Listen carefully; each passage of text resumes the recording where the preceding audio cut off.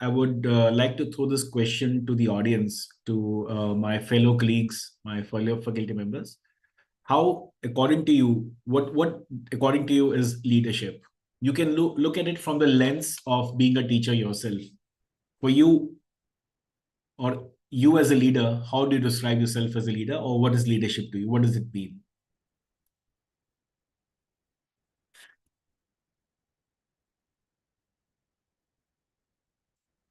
So I would request some response from someone from the audience, so that we can build this forward. Because I don't even know whether is somebody's listening to me or not. I hope you're listening to me and somebody would respond. And there are no right or wrong answers. We're all teachers. We expect our students to respond in the classroom. We tell our students, हम कहते हैं बच्चों को, that be interactive. So I think that is something that we should also be following. So I'll be happy. Sir. Yeah. So, sir, when we talk about the academic leadership, it is more about guiding, inspiring, and influencing the students in a correct manner. Dr. Anoop. Yes, sir. Okay, I think my voice is echoing. Is it an echo because you have two devices near you? Yes. Okay. Anybody else?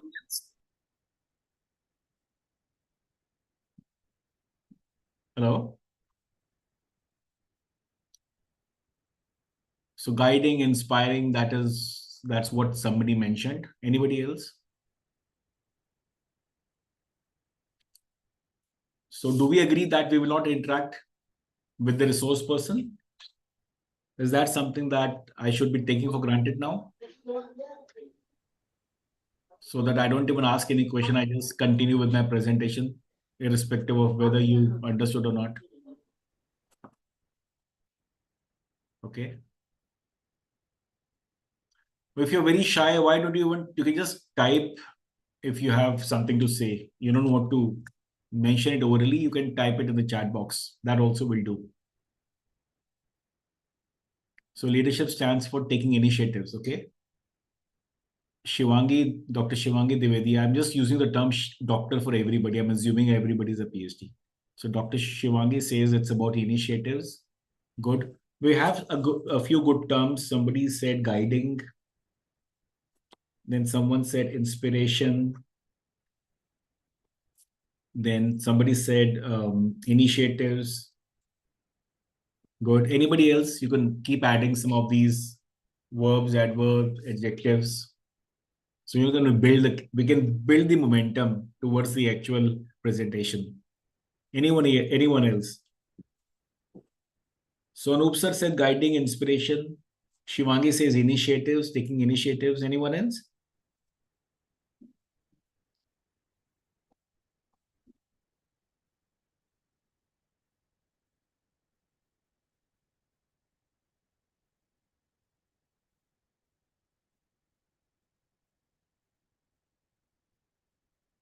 Okay.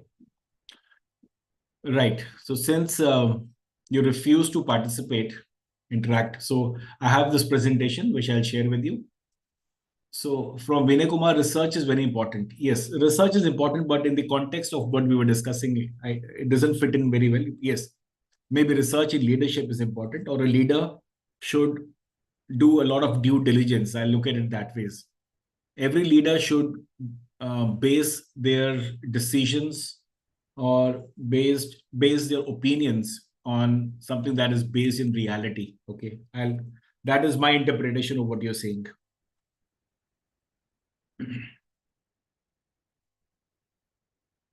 Okay, fine. So now let me share the screen. Give me a minute.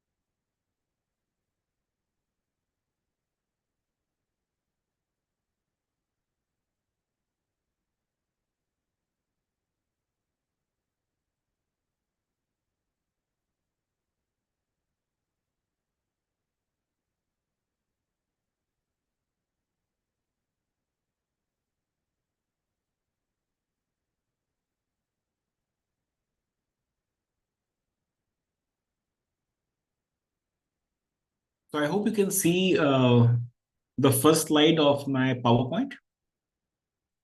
Can someone say yes or no? Atiq साहब ये क्या? Yes, sir. Yes, sir. Oh, thank God somebody spoke. मुझे लगा आप सब muted हो. No, sir. Please continue.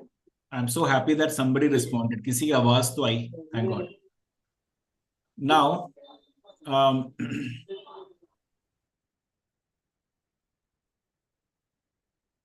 the title of my presentation, as you can see, is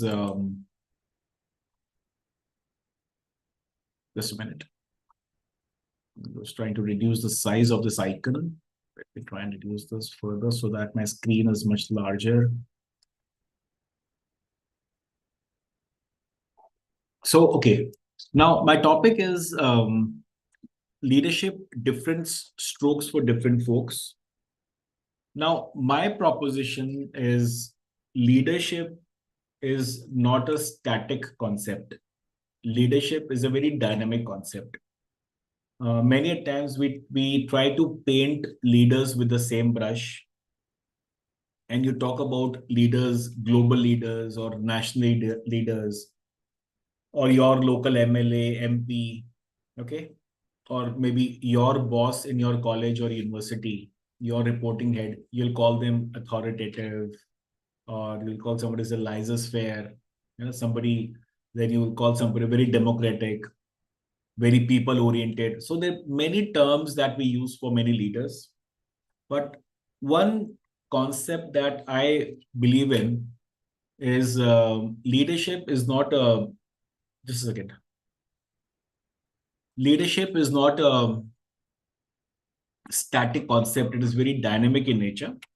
And when I say different strokes for different folks, I mean that different sets of people, different sets of followers need different types of leadership. I've also mentioned in a sentence that modern organizations, including universities and colleges, they have to combine a leader and a manager, right? So you need somebody who can manage an organization, who can lead a team of individuals. Before I even move further, I would like to throw this to the audience.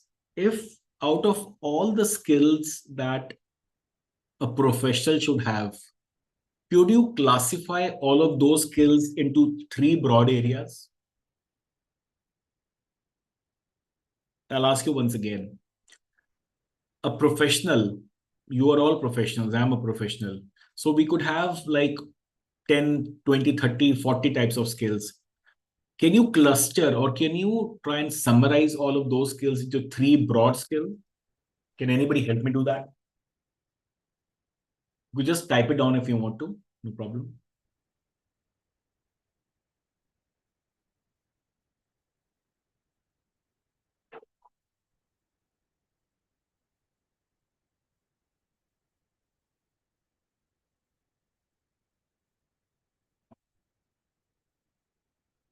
Anyone?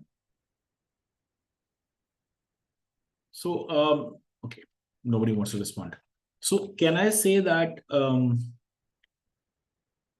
broadly speaking, okay, we have a response. Let me check. Communication, leadership, and interpersonal. Excellent. Excellent. Dr. Balkishan Das, this is a very, very high quality response. आप कहाँ काम करते हो sir? Balkrishna Das sir?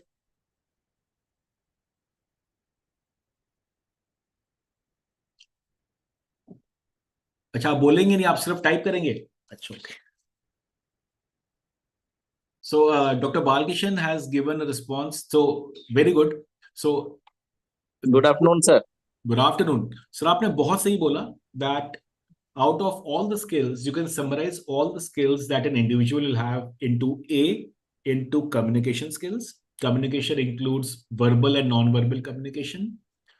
B, into interpersonal skills. Interpersonal skills we also call it team skills. Okay, how to lead a team or how to be a part of a team. So unless you know how to be a team member, you cannot be a team leader. And third, leadership is basically a part of interpersonal. Third skill is, which Dr. Vinay Kumar has mentioned very, very well, competency. Competency means technical skills. So you think about it, even if it is your student. So for any manager or leader or professional, there are three broad skills that you need to possess. Number one, I'll repeat again. Number one is communication skills. Number two is interpersonal skills, which is also called team skills. And third is technical skills. Technical skills, or you can say competency. So, so if you have these three, I think you're sorted as a professional. And that is what a leader needs to put in. Now, somebody also used the term initiative. So I will park some of these concepts. Now, ये सारे के सारे concepts are coming from you. None of the concepts is mine. You are mentioning these concepts. I'm writing it down. Somebody said initiative. I will now write competency. Competency. Very good. Right. Competency and initiative. So I'll narrow down into two skills.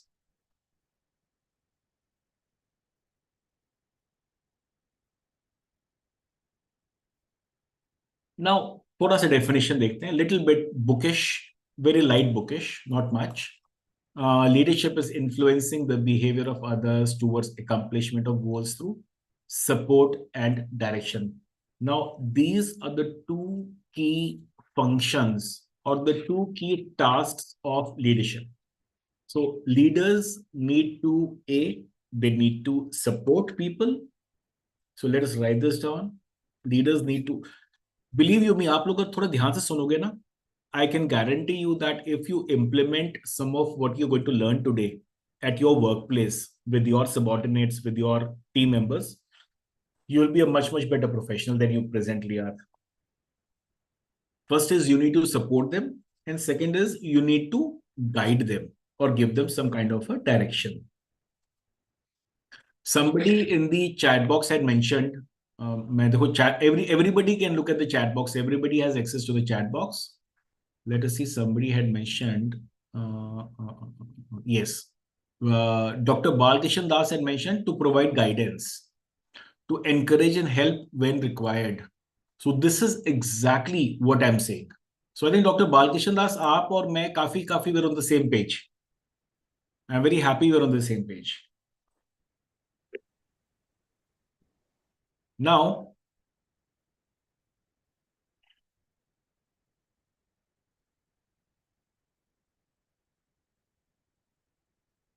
just a few examples. These are some famous leaders. I mean, some people may consider them to be leader, or some people, they might not be leaders. They may be infamous. So let us look at some of these leaders, and then I'll ask you a few questions. Okay, who's this? Anybody?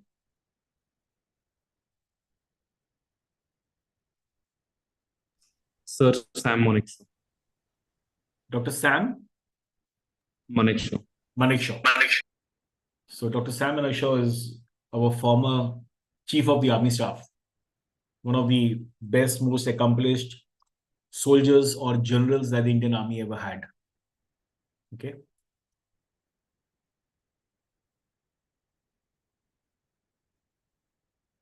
Vladimir Putin. Vladimir Putin. So who's Vladimir Putin? Anyone? Anup sir, आपको तो पता है. Anybody else? President of Russia Yeah, so he's the president of Russia. and a political dictator. Who's this? I'm sorry, I can't get your name. Sir Shivangi Dwivedi. Shivangi Dwivedi. तो basically हम 4-5 लोग ही stem इस FDP में है. शिवांगी, अनूप, दास, Balkishan sir और मैं, 4 लोग, और एक विनय सर भी है. Anyway, so okay, now you use the term dictator, so that is your perception. ठीक है. So but he is a leader. He's a leader, but you say he's a dictatorial leader. Okay, so that again is a perception. Anybody else except the 4 of these individuals? और कोई जवाब देना चाहेगा? Who is this individual? कितने सारे लोग हैं? प्रफुल्ल, अंकिता, अमोल, प्रजक्ता, राहुल इंगले, मृणाली. कितने सारे पार्टिसिपेंट्स है ना.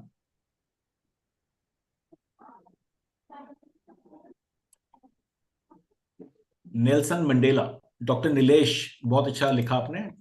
Nelson doctor, this is Nelson Mandela, also called Madiba. So Nelson Mandela was at the forefront of the uh, movement to bring equality to the South African society. He was largely non-violent, though there was a militant wing of his party which was called the African National Congress. And Madiba was not exactly a peacemaker like Mahatma Gandhi. A lot of people call him Mahatma Gandhi of Africa, which is partially true because Mandela never criticized violence. He agreed that in agar violence zaruri hai, to that is okay. So he was different, but at the end of the day, he got the job done. He got the rights of the black South Africans, and he made South Africa. He was the founding father of the modern South Africa that we see today.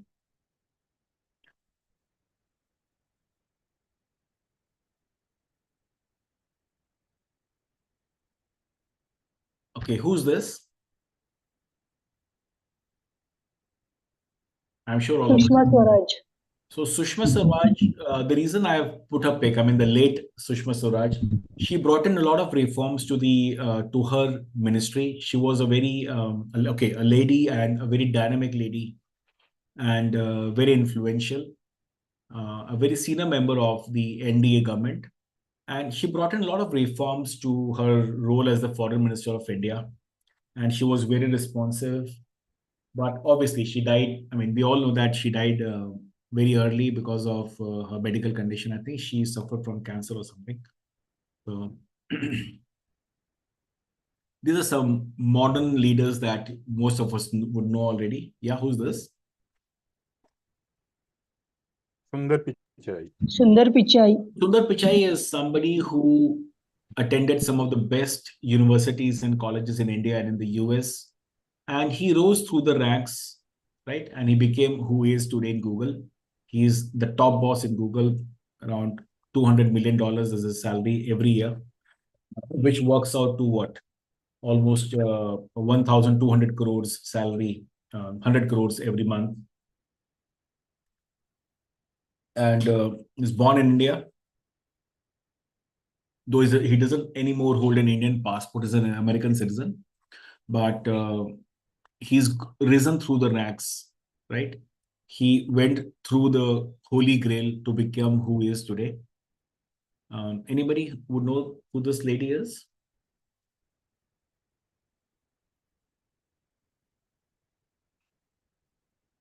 Indra Nooyi. So Indra Nooyi again is Indian bred from IIM Calcutta.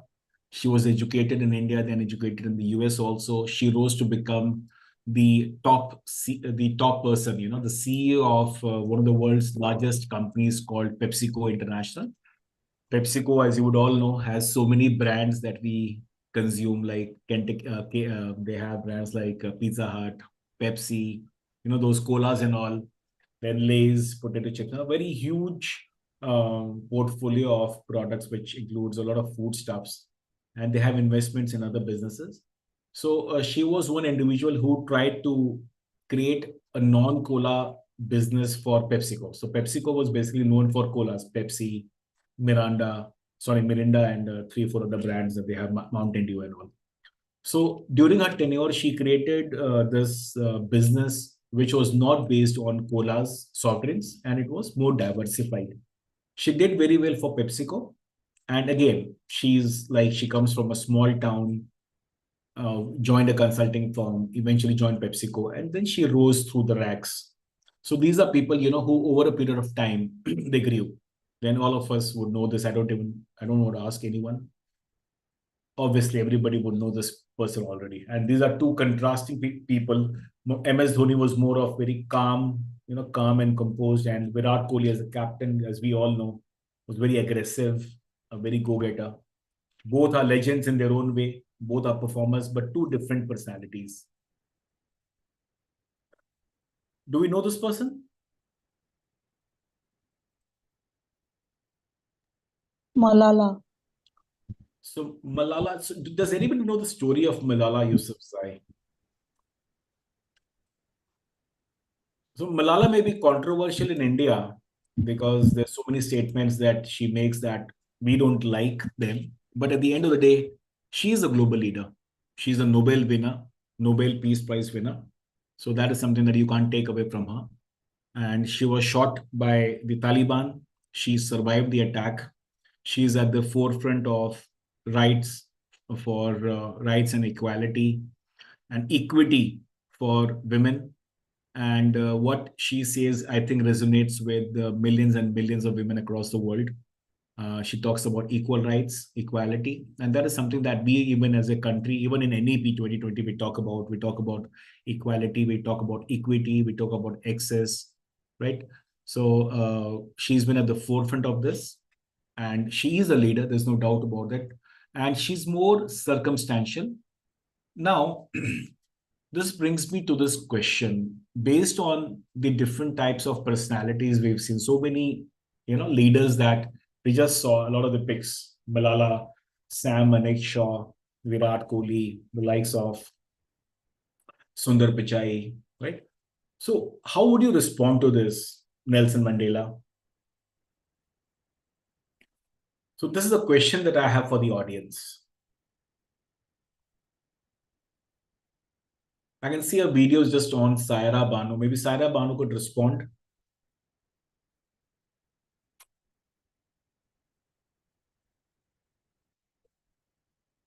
Would someone like to respond to this question?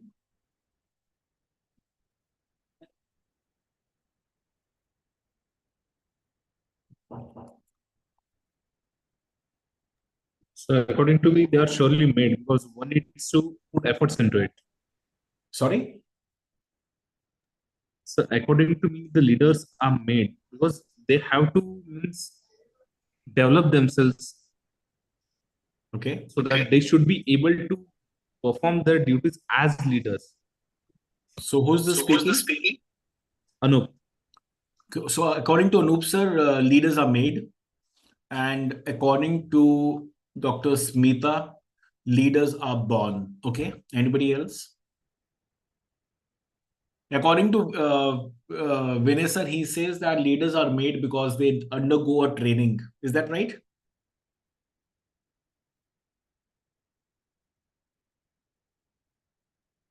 Vinay sir?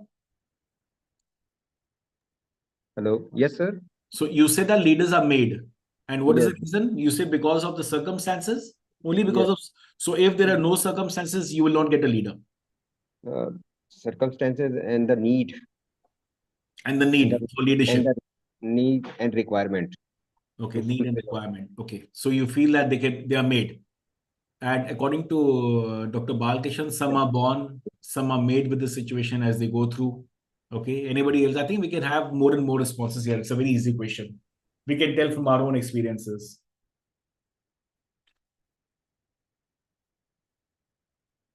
Some other new respondents, please. Anybody would like to respond?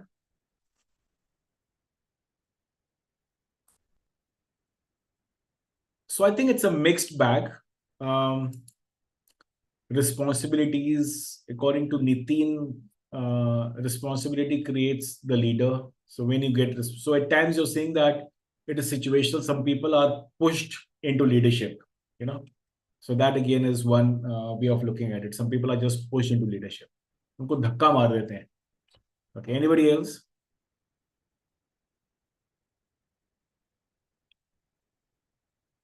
So none of these is right or wrong.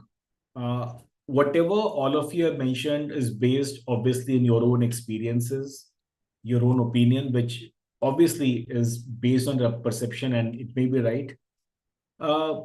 So in management literature, like my area is business management, or organization behavior. So in business management, there are basically two theories. The theories or the school of thought which says that leaders are born. You're born as a leader. So we call them trait theories. Okay. And the school of thought which says that you can actually make a leader, you can manufacture a leader. are called behavioral theories. So it depends, right? So they are both correct. Now, one example that I usually prefer is people entering into the Indian Army or into the Indian Armed Forces. So after class 12th, you normally give an exam. Then students, they enter into the National Defense Academy in Pune, Khadakwasla, NDA. They undergo through a training of, I think now 3 to 4 years training they undergo at NDA. Then from there, they move into the respective branches that they've selected, go Air Force or Indian Navy, or it could be the Indian Army and Dehradun Indian Military Academy. So they undergo a very rigorous process. And when they graduate from the academy, finally, so they are already called an officer, normally a lieutenant, right? Then they move on to become a captain, major, brigadier, and so on and so colonel, and so on and so forth. So anybody who graduates from, for example, the Indian Military Academy, Dehradun, joins as a officer. And every officer of the Indian Army will have a small team of people to manage, small or big, depending on the kind of work they have been given, the kind of assignment that they've been given. So if you look at the way the armed forces operate in India or in most other countries, so what you will realize is that people can be made into leaders.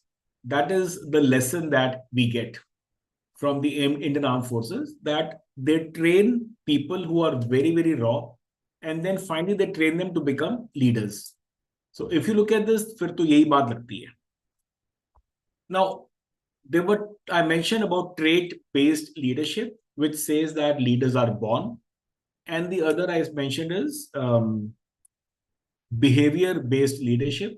So if you look at the school of thought which says that leaders are born, so these are some of the personal qualities and characteristics that you will find in trait-based leadership. So people someone who believe that they are born leaders will have a lot of charisma. Okay. Inspirational, that is a term that I think Shivangi used in the chat box. They've got a lot of courage. Okay. A lot of wit, presence of mind. Someone like Alexander the Great. So he's the epitome of examples of the trait-based leadership. He was a born leader. Then very good oratory skills. They can inspire millions and millions of people.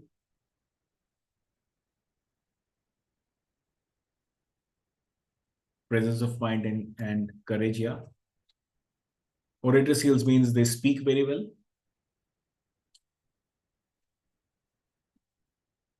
They're very enthusiastic, right? They're always full of energy, not lazy, not laid back. So plenty of energy. Humility. Such leaders are humble. They will listen to the team. And very, very important is they have empathy. Okay. So in fact, empathy is a leadership skill that you will find even in the second type of leadership, that is behavior-based leadership. So leaders who are trained, for example, leaders who are trained in the Indian Military Academy, okay, they've got certain behaviors. They'll be very, very good at planning. Okay. They'll be very good in analysis. They'll be very analytical. So that is what, for example, when a student goes to the Indian Institute of Management, Bangalore or Hyderabad, or sorry, I'm Ahmedabad or Bangalore or Lucknow or any of these IIMs. So that is what they train you in. This is the kind of training you get: planning, analytical skills. Okay, they're very procedural. Procedural means they will put in systems in place, systems and processes, so that everything is very process driven. Then they will base their work on relationships, on rapport, motivating people. So these are things that you can train yourself. Very meticulous, as they say, God lies in the details. So they will be very meticulous in planning. They will go to the finer details. They'll be very engaging. You have regular meetings with the people, talk to them, listen to them, understand their issues. They'll coach the people. They have training. For example, this FDP is coaching. Somebody in UGC would have thought of the Atal FDP series or the MMTTC series, and they believe that you need to train the trainers, TOT, train or coach the trainers. So as you call it a capacity building program. You can give it any name you want to. They are very pragmatic. Behavior-based leaders are pragmatic. They know that they have to be realistic. Unlike a lot of trade-based leaders, like, for example, we spoke about someone like Alexander the Great. They just followed their instinct that हमें करना है. On the other hand, behavior-based leaders are more pragmatic. They are more practical. That does this thing work for us or not? They will look at the give and take. Again, this is one common parameter, humility or humbleness. And the last one, empathy. So two attributes are common for both leadership styles. One is empathy, which means connecting with your team members to understand their problems, right? To empathize with them, to see the human behind the person. At times, we're so system driven. You want the targets to be achieved. You want the job to be done. At times, we forget that there is a human being behind your employee, right? So humility and empathy are two attributes that all leadership types will definitely have. So any comments so far? Would anybody like to make a comment?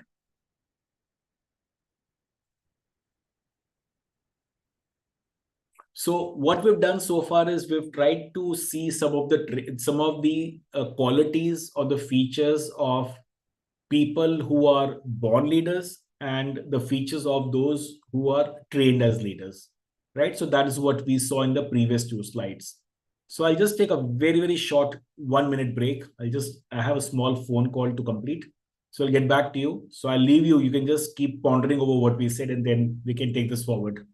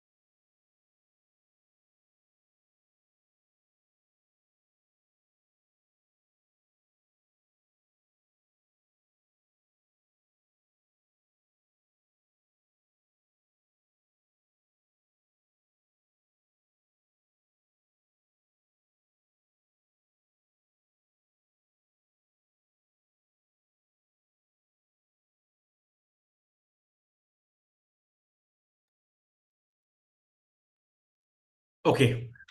So thank you so much for waiting. I hope everybody's still around. Great. Now that we've seen that there are largely two schools of thought which talk about trait-based leadership and behavioral leadership. Leaders are born versus leaders are made. But I think neither of them is 100% correct. I think it's a combination of both of them. But apart from that, from an organizational standpoint, if you look at your university, your college, or even this particular program, which is being coordinated by Dr. Muhammad Atiq. So if you look at Muhammad Atiq Saab, if you look at his leadership, he would have thought of putting this FDP together, getting people to enroll. He would have created a network of resource persons, got in touch with them. So which shows that he would have used his communication skills, his interactive skills, his networking skills. And then he's put up a beautiful series of lectures from different experts, which is very procedural. So you'll see that it's a mix of being, apart from everything else, it's a mix of being a manager and a leader. And that is the theme of my talk for today, which is modern leaders are not about made for leadership or a born leadership. It's about leaders who are managers and leaders both. So that is my theme: soul of a manager, manager ki atma, and the mind, dimag leader ka. So that is what we're looking at, right?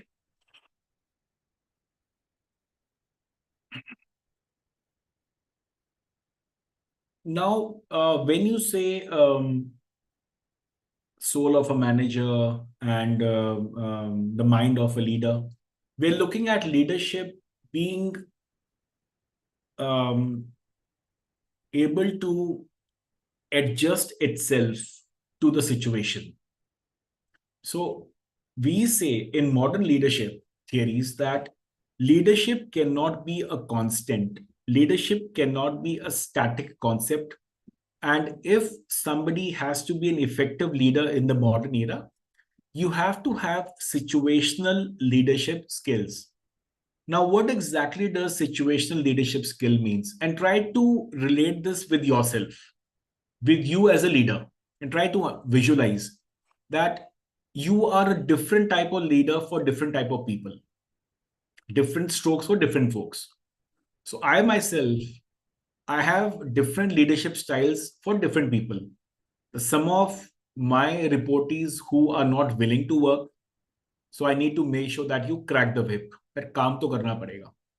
There are some people who are very intelligent पर काम नहीं करना चाहते. They just want to shirk responsibility. So you have to use a different leadership style for them. Some people who are very eager to learn.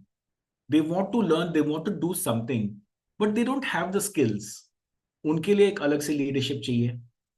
And there are some people who neither have the skills, nor they have the motivation, and nor do they want to work. उनके लिए ठीक है यार, 30 तारीख को salary आ जाएगी, I don't care. I will not teach the students, I will not go to college, जिसने जो करना है कर लो. So ऐसे भी लोग हैं, right? So you will have people like this around you. कुछ ना कुछ लोग ऐसे जरूर मिलेंगे आपको. So we need to understand that every type of employee needs a different types of leadership. We cannot have one leadership style for everyone. And having different leadership styles for different people is called situational leadership. That is the theme.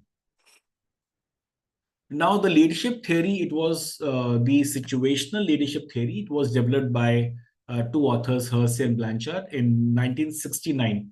After 1969, there have been a lot of changes and modifications to this style. Just a minute.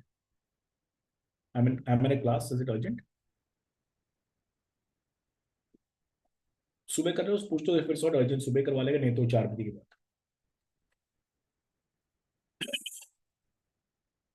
So based on the situational leadership theory, there are 4 distinct leadership styles. And these are based on two constructs. Construct one is support. Construct two is direction. And if you remember in the chat box, अगर आप अभी भी chat box देखोगे, these two terms, direction and support, were mentioned by you from the audience. So based on direction and based on support. So there are 4 leadership styles. So now let us go and look at these. So leadership styles based on direction, support, and yes, there are 4 different development levels also. All your followers, all the employees can also be divided into 4 levels. We call them the 4 development levels. Now, these are based on competence and commitment. So I will request everyone to just note it down. So leadership styles are based on direction and support. So इसको हम discuss करेंगे एक एक करके, तो आप लोग note कर लीजिए please. And then you have development levels based on competence and commitment. तो मैंने बात करी थी competence and commitment. So you will understand and appreciate there are many people who are very competent, but they don't have commitment. They are very good, पर काम नहीं करना चाहते. There are some people who do not have a lot of competence. अभी trainee है, अभी join किया है, ज्यादा कुछ आता नहीं है, but very committed कि कुछ करना है. You know, we need to prove ourselves. Then there are some people who are low on competence and low on commitment. इन लोगों पे बहुत बड़ा क्वेश्चन मार्क है. उसकी कॉम्पिटेंस भी नहीं और कमिटमेंट भी नहीं है, ना तो उसको कुछ आता है ना ही वो कुछ करना चाहता है. Then there's a serious issue, serious problem. ठीक है ना. हम बात करते हैं employ retention. A lot of students in MBA, they talk about employee retention. We should retain employees. But I disagree. You should not retain every employee. Some employees you should never retain. In fact, you should ask them to leave. Right? Somebody who's low in competence and low in commitment that person has to leave. Okay. So, and some people are high, and the last category is high on competence and high in commitment. Some people are very committed and very competent. So such people usually become future leaders. And these people normally have to be given a lot of freedom to operate. Okay. So now let us look at these 4 based on the development level of the follower. इनको मैंने नाम भी दिया, given them names. Okay. Can you just say yes or no if you're on the same page, if you guys can understand what I've said so far? Just a simple yes will do. If you're very shy to speak out, just put in the chat box. Because मुझे पता नहीं whether आप लोग सुन रहे हो कि नहीं सुन रहे हो. Is my mic working? I'll appreciate just a yes or a no. Attendance भी हो जाएगी आपकी इस तरह. चलो. So 2 people are attending, 3 people. Only 3 attendees. सिर्फ 3 को सुना मैं जो मैं बोल रहा हूं. ओके. वही नॉर्मल नाम घूम फिर के आ रहे हैं.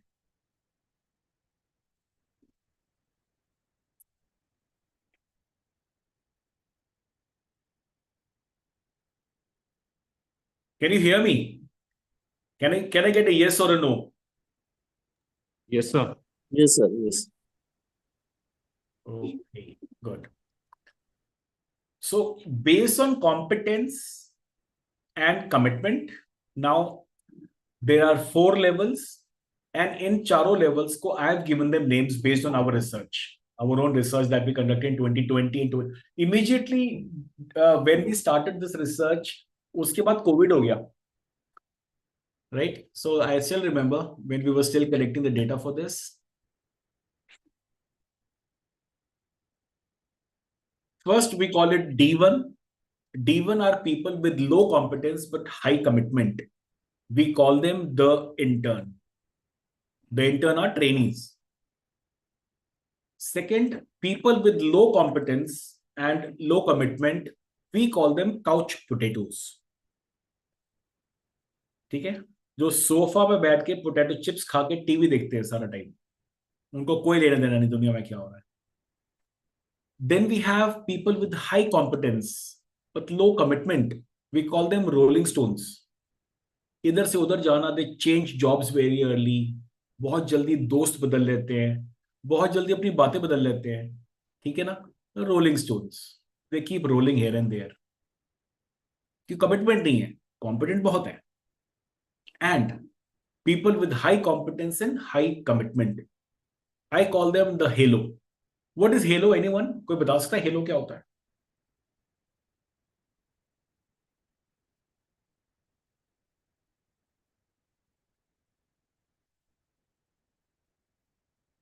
सो आपने देखा होगा जो बहुत बड़े लोग होते हैं, ज्ञानी लोग होते हैं, नॉलेजेबल, उनके पीछे एक ऐसे एक मून बना होता है, एक लाइट पड़ती है. So it's called a hello. You know, people who have an aura, एक उनका ऑरा होता है. जब भी वो एंटर करते कहीं पर तो एक they spread that kind of light, commitment. So halo, people high. So D4, people who belong to D4 are dream employees. Every leader will want to have every person as D4. Now, as a leader, your job is to take people from D1 or D2 or D3 to D4. So the final destination should be D4. ठीक है?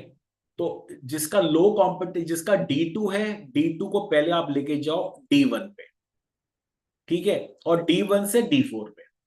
जिसका D3 है, D3 से सीधा आपको लेके जाना है D4. Right? So that is how you can think about it. Now, based on support and direction, जैसे हमने 4 styles देखे of followers, similarly there are 4 leadership styles. S1 is telling, where high direction. Can you see my cursor, please? Is my cursor visible? Just a yes will do. Yes, yes. Okay. So if the support is low, but direction is high, we call it telling, S1. When support is high and direction or directive behavior is high, we call it coaching. When support is high, but direction is low, we call it reviving, S3. And when you need low direction and low support, we call it S4, hands off. So you've already seen D1, D2, D3, D4. Can somebody, I'll give you 5 minutes. It's an assignment. S1, S2, S3, S4. किसके लिए it is more apt? Is S1 good for D4? Is S2 good for D3? Is S3 good for D1? Maybe something like this. So what kind of a leadership style should you follow for the type of your follower? So I'll take you back once again. I'll give you 1 minute to observe this, and I'll take you back to the next slide. Then I want you to match D1, D2, D3, D4 with S1, S2, S3, S4. उसको match करो आप. मतलब match the following.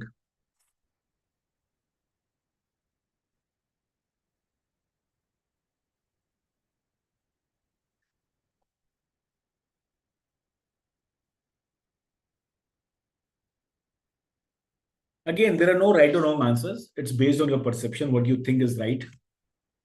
Okay. So you now have D1, D2, D3, D4. And here you go. S1, S2, S3, S4. So leadership style is where you need to give more direction and less support. That is S1. You have to give more direction and more support. That is S2, S3, S4, and so on and so forth. So I'll leave you this with this slide for around 2 or 3 minutes. Think about it. You can discuss amongst yourself if you want to. I'll just keep myself off so that you can have a discussion, and then I'll get back to you in 3 to 4 minutes.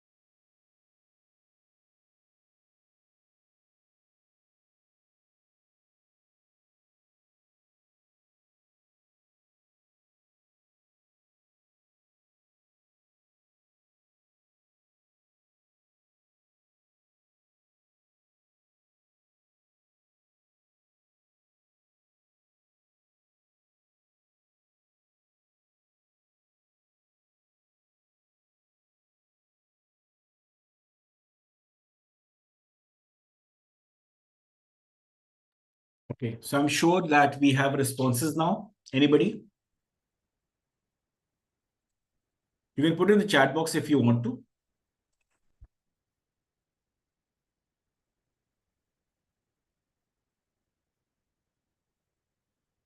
Do we have any response? No? So no. Should I wait or should I move on to the next slide? Nobody wants to respond. Okay. Okay, bhai. If you don't want to respond, then there's nothing I can do about it. So this is how the situational approach works with. So this is D1, D2, D3, D4. Okay. And this is the leader's leadership style. So normally somebody who's an intern, we give them, you tell them what to do. So a lot of direction. Okay. They don't need support in the sense that they don't need a lot of infrastructure. They need more of direction. Okay. Somebody who's a couch potato, they need a lot of direction and you need a lot of support, because usually couch potatoes are, from experience, they are employees who have been in the organization for quite some time. So, but the danger of high direction and high supporters, it's also high risk, because if these people do not change finally, then these are people who eventually are shown the door. These are people who are asked to leave the organization, that you can no longer be a part of this college, university, or industry, right? Then Rolling Stones are normally more support and low direction, because they're basically very competent people. Competence is not an issue. Issue is that they need more of your support. It could be an emotional support. It could be a kind of infrastructural support. And those who have a halo around their head, okay, these are people who have high competence, high commitment. So these are people, they don't need too much of support, right? These are people who do not need a lot of direction. So it's more of hands off. इनको छेड़ने की जरूरत नहीं है. They are performers. On their own, they will work. In fact, if you interfere with their work, then they get irritated. So it's better that इन लोगों को आप काम करने दो. Unnecessarily don't interfere in their work.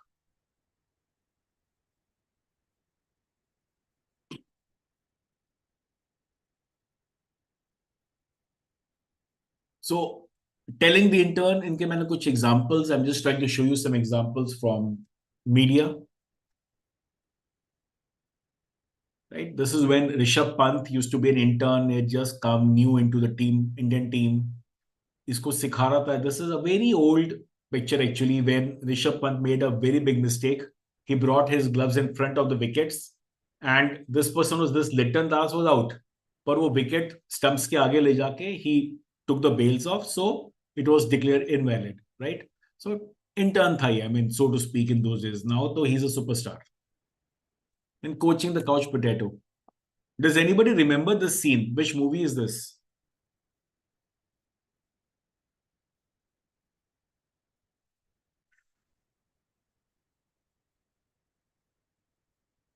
Am I audible?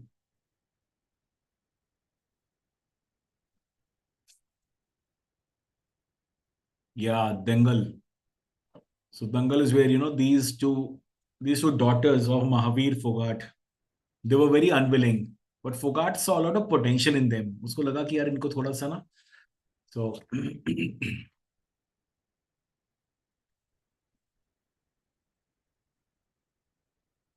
Mohammad Shami, you would all know the way he came into the World Cup last year. He had serious injury issues. He was always very, very competent. Okay. But he fought his way through. Injury prone बहुत. He gets injured every 3-4 months. He gets injured, right? But then you have to revive him. You've got to. This one person who needs a lot of reviving. Similarly, with Steve Jobs, he had lost his entire business. Steve Jobs, he had Apple all to himself initially, and then he was thrown out of his own company, and then he revived his company again from scratch. And today, whatever Apple we see, the company Apple Incorporated, is because of Steve Jobs. Unfortunately, he died a few years ago. Does anybody know who this is?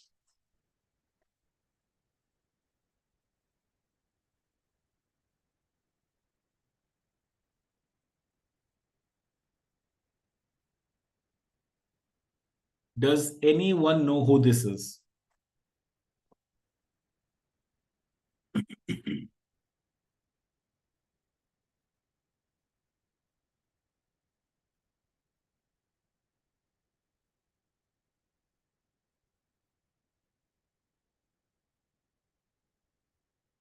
So this is E. Sridharan.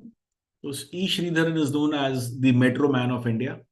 He was the person who was responsible for first creating the network of Konkan railways in Western Maharashtra, the coastal belt, one of the most difficult railway projects in the world because of the terrain. And then he was given the task of DMRC. DMRC is Delhi Metro Rail Corporation. Everybody almost said that creating a network of metro trains in a crowded place like Delhi is almost impossible, especially old Delhi, Chandni Chowk, Chawdi Bazaar and all. And he's the man who made Delhi Metro a reality. And today, Delhi Metro is like absolutely packed. You don't get space in Delhi Metro during peak hours. That is how successful Delhi Metro became. And Sridharan was like, very, very competent. His condition was, I do not want any political interference in my work. If you will not interfere in my work, then he took responsibility that Delhi Metro is my problem. मैं उसको कर दूंगा, but I do not want any interference. And luckily, that is what happened. Nobody interfered in his work, and today we have a very successful Delhi Metro. And Delhi Metro, because of its success today, you've got metro projects half completed, fully completed, or ongoing in many metro cities in India. Almost every major city in India has a metro project going on. And do you know who this is? Anyone? Leander Pace. Yeah, this one was easy. So Leander Pace again, he was like very non-controversial tennis player, one of the best we've ever had in India. And he recently won a Grand Slam at the, at the age is almost like he was 40 plus, he won a Grand Slam. Again, his condition same hota tha. And he never had a coach. He never had a coach. He said, don't interfere in my game. I'll just get you the results. Now, does this approach really work? The situational approach, is it really valid? So it is valid when you need a lot of flexibility as far as your leaders are concerned. So unfortunately, a lot of people who rise to a particular leadership position, they tend to become a little dictatorial that it's my way or the highway. Okay. So yes, you have to have different leadership styles for different groups and cohorts of people, which is very important, which means that leadership is not, I'll come back to what I said when I started this particular presentation, that leadership is not a constant. Leadership is not a static concept. Leadership is a very dynamic concept. And the best approach towards leadership is the situational approach, where you have to be very, very flexible. Okay. Based on whom you are dealing with, you have to, or based on the situation, you need to modify your leadership behavior. Right. So between, as we already saw in terms of the developmental levels, competence and commitment. So leadership, it vacillates, right? It moves across a continuum. So for you to be an effective leader, you have to assess the development position of your subordinate. When you say development level, it means that how competent your subordinate is and how committed he is. If there's a problem with commitment, address that problem. Why is the commitment low? Is it because of a low salary? Is it because of a small thing like maybe the workplace or the office is not in a good location? Is it because that person is seated in a place where he or she is isolated? So there could be many reasons why people lack commitment. Some of it could be monetary and some of it could be non-monetary. It could be anything. We have to talk to people. कि तुम्हारा commitment low क्यों है? Sometimes they feel that they're not recognized enough. They work hard, but somebody else takes the credit. So you have to assess, you need to understand why is the commitment level low. Some people don't have high levels of competence. Maybe, I mean, when you recruited them because they were asking us low salary. But when you want to recruit somebody at a lower salary, you cannot complain about competence then. So what you should be doing, you should be training people. As leaders, we need to understand that people are not born with skills. You're not born with a silver spoon as far as an organization is concerned. Everybody needs to learn the trade. So it is very important as a leader that you need to understand that the competence level of people has to be developed over a period of time. People need to be trained, retrained, and training has to be a continuous activity. And people have to be committed enough that they attend those training programs. They need to participate. They just can't be, very passive participants in a training session. Ki chal raha hai yaar, training session. ठीक है, करना है because of our API score. So you need to really be a part of it. There's one concept. Having said all of this, there is one very important concept in management which is very relevant for the top leaders. At times, what happens is that, especially in the academia, in universities and colleges, जो सबसे अच्छा professor होता है, the best professor normally is given the top position. इसको pro chancellor बना दो, pro vice chancellor बना दो, वाइस चांसलर बना दो, डीन बना दो, रजिस्ट्रार बना दो. So at times what happens is that if you look at this Peter's principle, if you start from the bottom, look at my cursor, sometimes people are very, very super competent at this level in the organization. As a professor, as a scientist, maybe I'm very, very competent, super competent. Then I become the HOD. HOD means I'm less of a scientist, more of an administrator. So I am competent. पहले मैं super competent था, अब मैं competent हूँ. Because I'm still in my department. मैं थोड़ा बहुत lab I can go. Okay, I can teach a little bit. Then I become the registrar. Registrar is pure administration.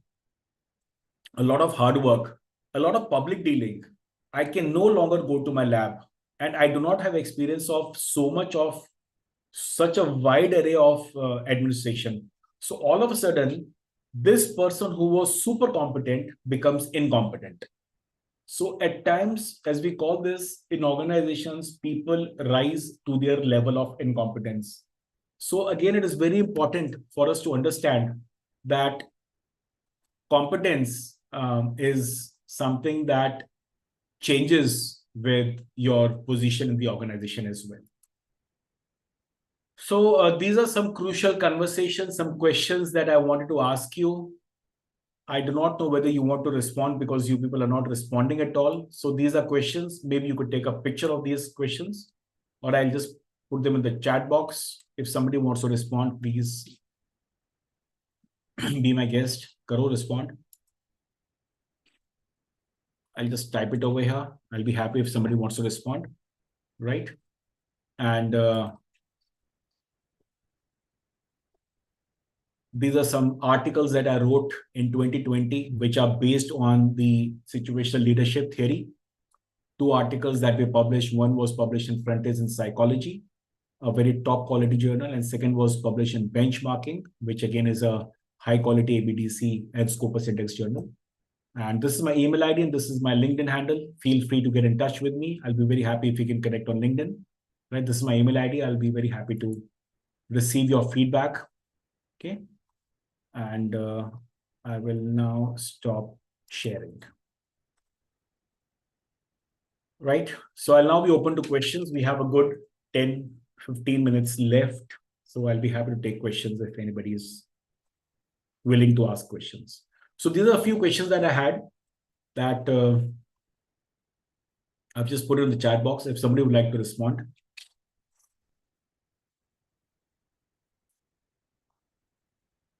Maybe you could share your own experiences in your organization.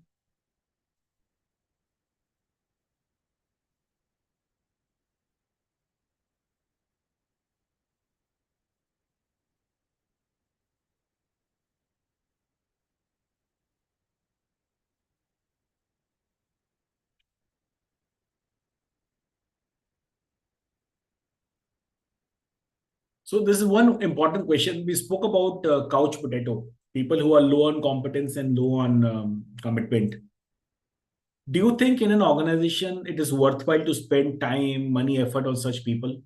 Or you think that such people should be asked to leave? Can I have some views on this so that we can have some kind of a conversation going?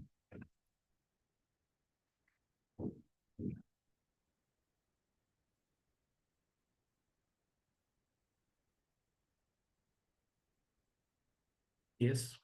Anyone?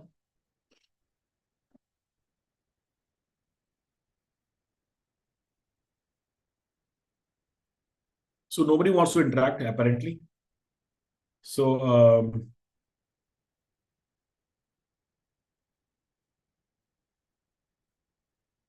Atiq Saab, I think I'm done.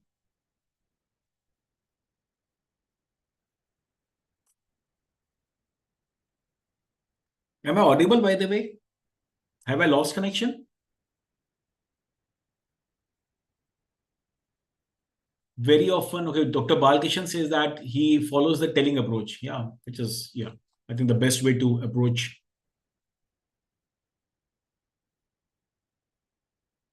So you're dealing with a lot of interns, a lot of people who are willing to do a lot. They may be low on competence because maybe they are still new in the job, but they have a lot of commitment. So they need a lot of hand holding. हम इसको hand holding भी कहते हैं. So I'm sure that, you'll be doing a good job. Good. Dr. Balkrishnan, where do you work, by the way? I didn't get the name of your organization. You wrote an acronym, TPCET, something like this. And what is your area? Is it engineering, management, social sciences, archaeology? Sir, I work with Tulsiramji Gaikwad Patil College, Engineering Okay, College. good. That's nice. Good.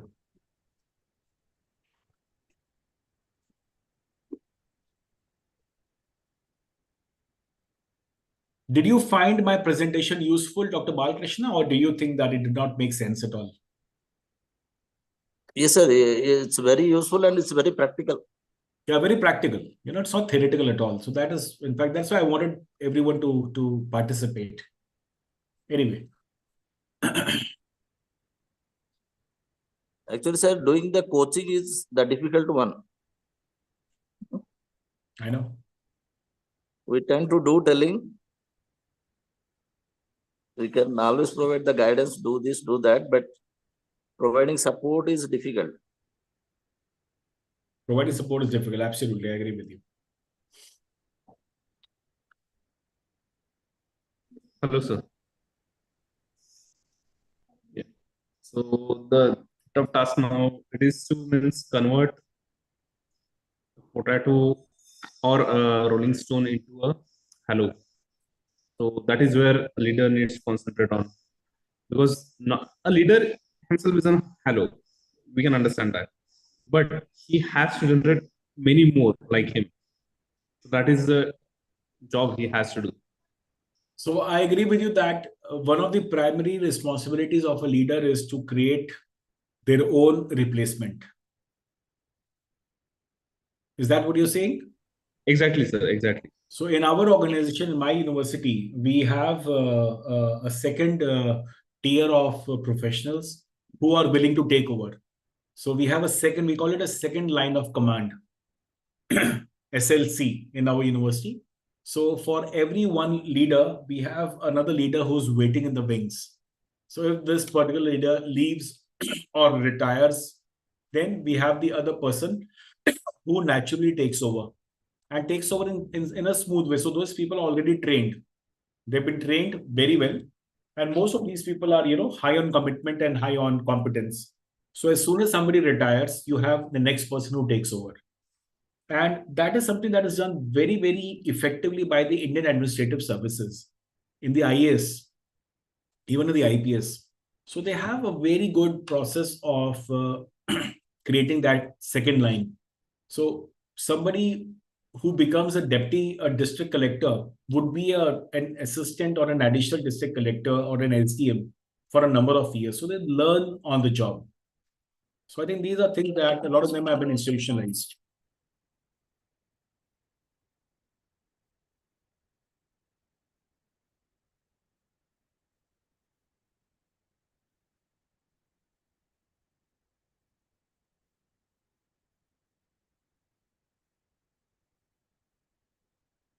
Okay, anybody else?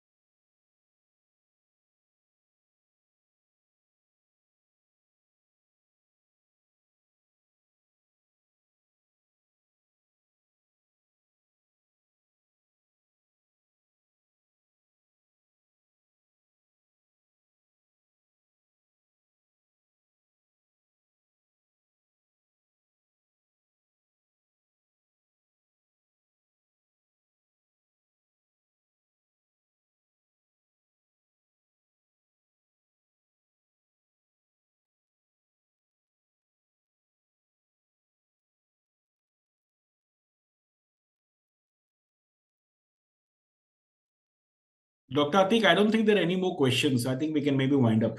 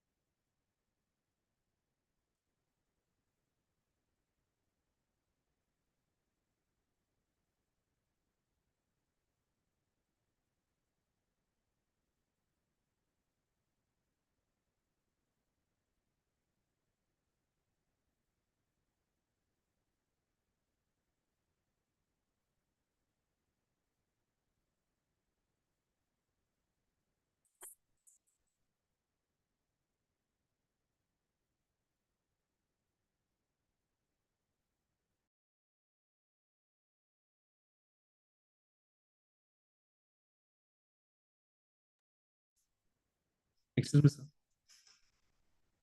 Hello. Nomji. So, sir, on behalf of the Samji Gaikwad Patel College of Engineering and Technology, Nagpur, I would like to extend my heartfelt thanks to you for this insightful lecture on leadership. So, you have given us a frame which we can visualize and learn from and actually can implement on. So, we are very thankful for you, and it will really help us in our future course. Thank you, sir. Thank you, sir. Thank you so much. So can I leave now?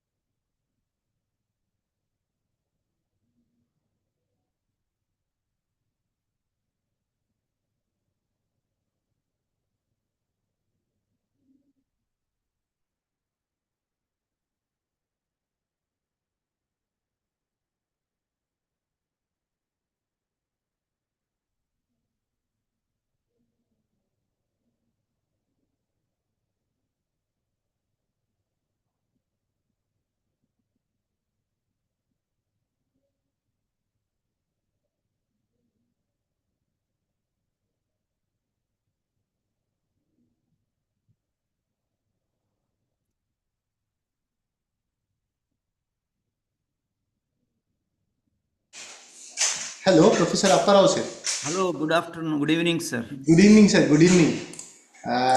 First of all, I extend my sincere thanks to Professor Amit Mittal sir for being with us, enlighten us, and gives us the clear-cut roadmap to adoption of leadership in the Higher Education Institute. And with the kind consent of Professor Mittal sir, I would like to declare that the first session will be over here, and we will conclude for this session and go for the another session. Thank you, Professor Mittal sir. So you are muted, sir, I think. So can I leave, sir? Thank you so much. Yeah, sir. Thank you so much, sir. Thank you so much. Thank you. Yeah. Okay, so friends, we will go for the another session. In this session, we will discuss the outcome-based education. You know that the NEP pays more emphasis on the student-centric policy. The NEP and the policy has been designed in the student-centric manner. And the student is the very center point of this policy. And whenever we are designing any curriculum, we are always expecting the PO, PSOs and the course outcome. So whatever may be our course or whatever may be our program, that should be in the outcome manner, and UGC has provided the guidelines for that learning outcome and most of the participants have seen that guidelines. Today we will discuss specifically on outcome based education while we are designing our curricula. And to enlighten us today, we have with us a very great senior and eminent personality, scholarly personality, Professor B.V. Apparao sir. Sir, warm welcome in behalf of the MMTTC Malvi Mission Teacher Training Center, Sant Gadge Baba Amravati University, and Dr. Tushiram Gaikwad Patil College of Engineering and Technology, Nagpur, to this flagship program. Friends, Professor Apparao sir is a former senior professor at National Institute of Technology, Warangal. In this field of HEI, higher education, sir has spent his more than 4.5 decades, 4.5 decades in the different institution, in the different capacity. Not only being a teacher, but also researcher, but also administrator. And he has a number of publication on his record that has been published in the reputed national as well as the international research journals. Under his able guidance, 23 candidate has been awarded with the PhD degree. As far as concerned with his administrative experience, he has served in the various capacities as a head, as a convener, as a dean, in the professor of research in the National Institute of Technology, Warangal. As far as concerned, under his able guidance, the IIIT Hyderabad was awarded with the A++ grade in the NEP, and Professor Apparao sir is the driven force behind that. Under his mentorship, that institution has achieved that target of the excellence. So I will not take much more time. Sir, I again extend my warm welcome to you and request you to start with your session. Sir, please. Very good evening, friends.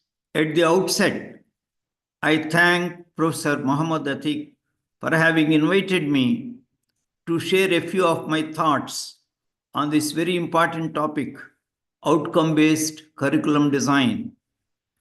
All of you must have engaged in the recent past in designing the course learning outcomes, program learning outcomes, and mapping and all that. However, I shall clarify some of the important concepts in curriculum design and the common errors which many faculty come across in curriculum design and mapping of course learning outcomes with program learning outcomes, mapping of qualification descriptors with program learning outcomes. All those aspects will be discussed. This subject is relatively new to many faculty members. Therefore, I request you to kindly pay total attention to the subject throughout the lecture. I have another request. Kindly mute your mics. At the end of my lecture, I shall provide time for question answer session. With this brief introduction, I shall proceed with the presentation of my lecture in the form of PowerPoint presentation.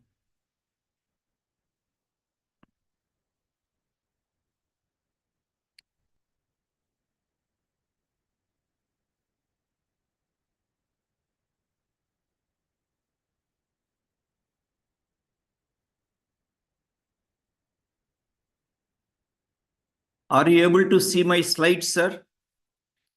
Outcome-based curriculum design. Am I audible, my dear friends?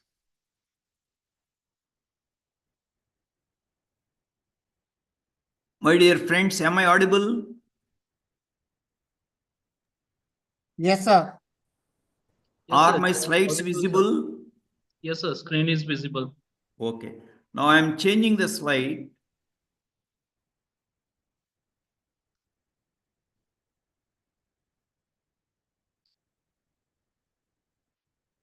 Is the new slide visible, sir?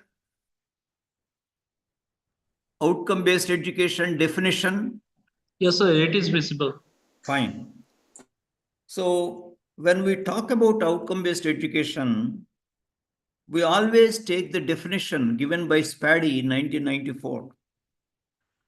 Outcome-based education means we clearly focus and organize everything in an educational system around what is essential for all the students to be able to do successfully at the end of their learning experiences. There are two things here, two phrases here. For all the students to be able to do successfully and at the end of their learning experiences. Please note this point. Students' learning experiences. When you deliver the lecture and leave the hall, students do not undergo any learning experiences. As teacher will undergo teaching experience, but students do not undergo any learning experiences. Only when they are involved in some activities, in problem solving, in mini projects, group discussion, question answer sessions, they enjoy the learning experiences. Therefore, providing learning experiences, and at the end of the learning experiences, students demonstrate their knowledge at application level, analysis level, evaluation level, and creation level in terms of Bloom's taxonomy. That is outcome-based education. That means we start with a clear picture of what is important for the students, not what is important for the teachers. What is important for the students to be able to do, then we organize the curriculum, instruction, and assessment to ensure that this learning ultimately happens. Outcome-based education system aims at developing a set of essential learning outcomes. Note this point, sir. Developing a set of essential learning outcomes around which the entire education system's components can be focused. Second point, establishing the conditions and opportunities within the educational system that enable and encourage all the students to achieve those essential learning outcomes. What exactly are the outcomes? We should have total clarity about it. We should have conceptual clarity about it. What exactly are the outcomes? Outcomes are clear learning results that the teachers want the students to demonstrate at the end of significant learning experiences. That are the outcomes are what learners can actually do with what they know and have learned. They are the tangible applications of what has been learned. This means that outcomes are actions and performances that embody and reflect learners' competence in using the information ideas, content, and tools successfully. Then, when we talk about curriculum design, so far we have seen what is exactly outcome-based education. What do we understand by the learning outcomes? Now, we have to proceed to understand curriculum design in outcome-based approach. For that, revised Bloom's taxonomy is taken as the basis all over the world to formulate the levels of learning outcomes. What levels the students achieve the learning outcomes. Now I shall explain briefly the revised Bloom's classification of levels of mastery of learning. The lowest level is remember level. The student's ability to remember without understanding anything. Next higher level is understand. Student's ability to understand the subject and explain in one's own words with examples. The next higher level is apply level. Student's ability to learn the concepts, apply the learned concepts to a new context or situation, that is apply level. Next higher level is analyze level. The student must be able to break the information into parts and then determine the relation between the parts and then relationship between the parts and the overall the structure. For example, analyzing the case studies is a simple example of analyze level. And interpretation of data, that's also an example for analyze level. Then evaluate level is the next higher level than analyze.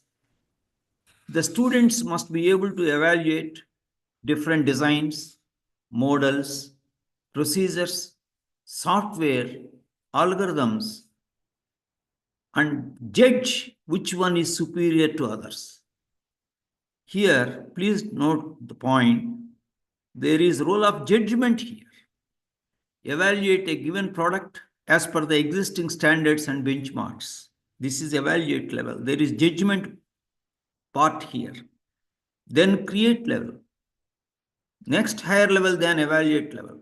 The students must be able to synthesize new materials, new products, generate new ideas, new models, new software, new algorithms, new designs of a product, etc. Thus, according to the Bloom's taxonomy, there are 6 levels starting from remember, understand, apply, analyze, evaluate, and create. There is a hierarchy of these learning levels. That means there is a ranking order of these learning levels. Bloom's classification of the levels of mastery of learning helps the teachers to plan different levels of mastery of learning a particular course. Accordingly, the teacher will select the instructional materials, pedagogy, and assessment methods. It also helps the students to know as to what levels of mastery of the course they must learn. Right? Accordingly, they will put in necessary effort, time, use suitable materials and strategies for learning. Therefore, the course outcomes are not only for teachers, they are for the students also. Students also should know what are the levels of learning of the course outcomes of any given course. Then, as these levels of mastery of the subject are related to thinking process, mental process, these are called cognitive levels. Cognition means thinking. Remember, understand, apply. These 3 are remember, understand, apply. These are considered to be most basic. Therefore, they are called lower order thinking skills, LOTS. On the other hand, analyze, evaluate, and create. They are more complex. Therefore, they are called higher order thinking skills, HOTS. As I mentioned, there is a hierarchy of these learning levels. Lowest remember level, highest create level. Then here we must know what kind of action verbs must be used in writing the learning outcomes. So I have mentioned here the cognitive level. Against each cognitive level, I have given some examples of action verbs for writing the learning outcomes. Always we use action verbs for writing the learning outcomes. For example, at remember level, we use action verbs like define, state, list, name, identify, recognize, etc. At understand level, we use the action verbs like explain, classify, describe, discuss, give examples, etc. Apply level, apply, interpret, solve, show, etc. Analyze level, analyze, calculate, compare, differentiate, etc. Evaluate level, evaluate, judge, conclude, assess, etc. Create level, create, design, develop, devise, synthesize, etc. These are only examples I have given. If you go into the internet to Google and ask for Bloom's taxonomy list of action verbs, you can get the complete list. These are only examples. Here, one more point I draw your kind attention, that is, create cognitive level, create also is found in action verb. Evaluate cognitive level, it is also found as an action verb. Analyze cognitive level, found in as an action verb. Apply cognitive level, it is also found as an action verb. Whereas understand is not found as an action verb in the list. You have only explain, classify, describe, etc. But understand is not found. Similarly, remember cognitive level, but in action verb, remember is not found. Define, state, list, name, identify, etc. So the point here is, remember cognitive level, but you cannot give a question, remember the following theorem. You cannot give a question. You can give a question, state so and so theorem. That is the reason why any cognitive level should be measurable. The action verbs should be measurable. Therefore, remember, it is cognitive level, fine. But as an action verb, remember should not be used against that cognitive level. Same is the case with understand. Understand so and so procedure. Will you give a question like that? No. You will give a question, explain so and so procedure. That is the reason why understand should not be used as an action verb against the cognitive level. Others in the list should be used. Please note this point. This is a common error committed by most of the faculty in many universities and colleges.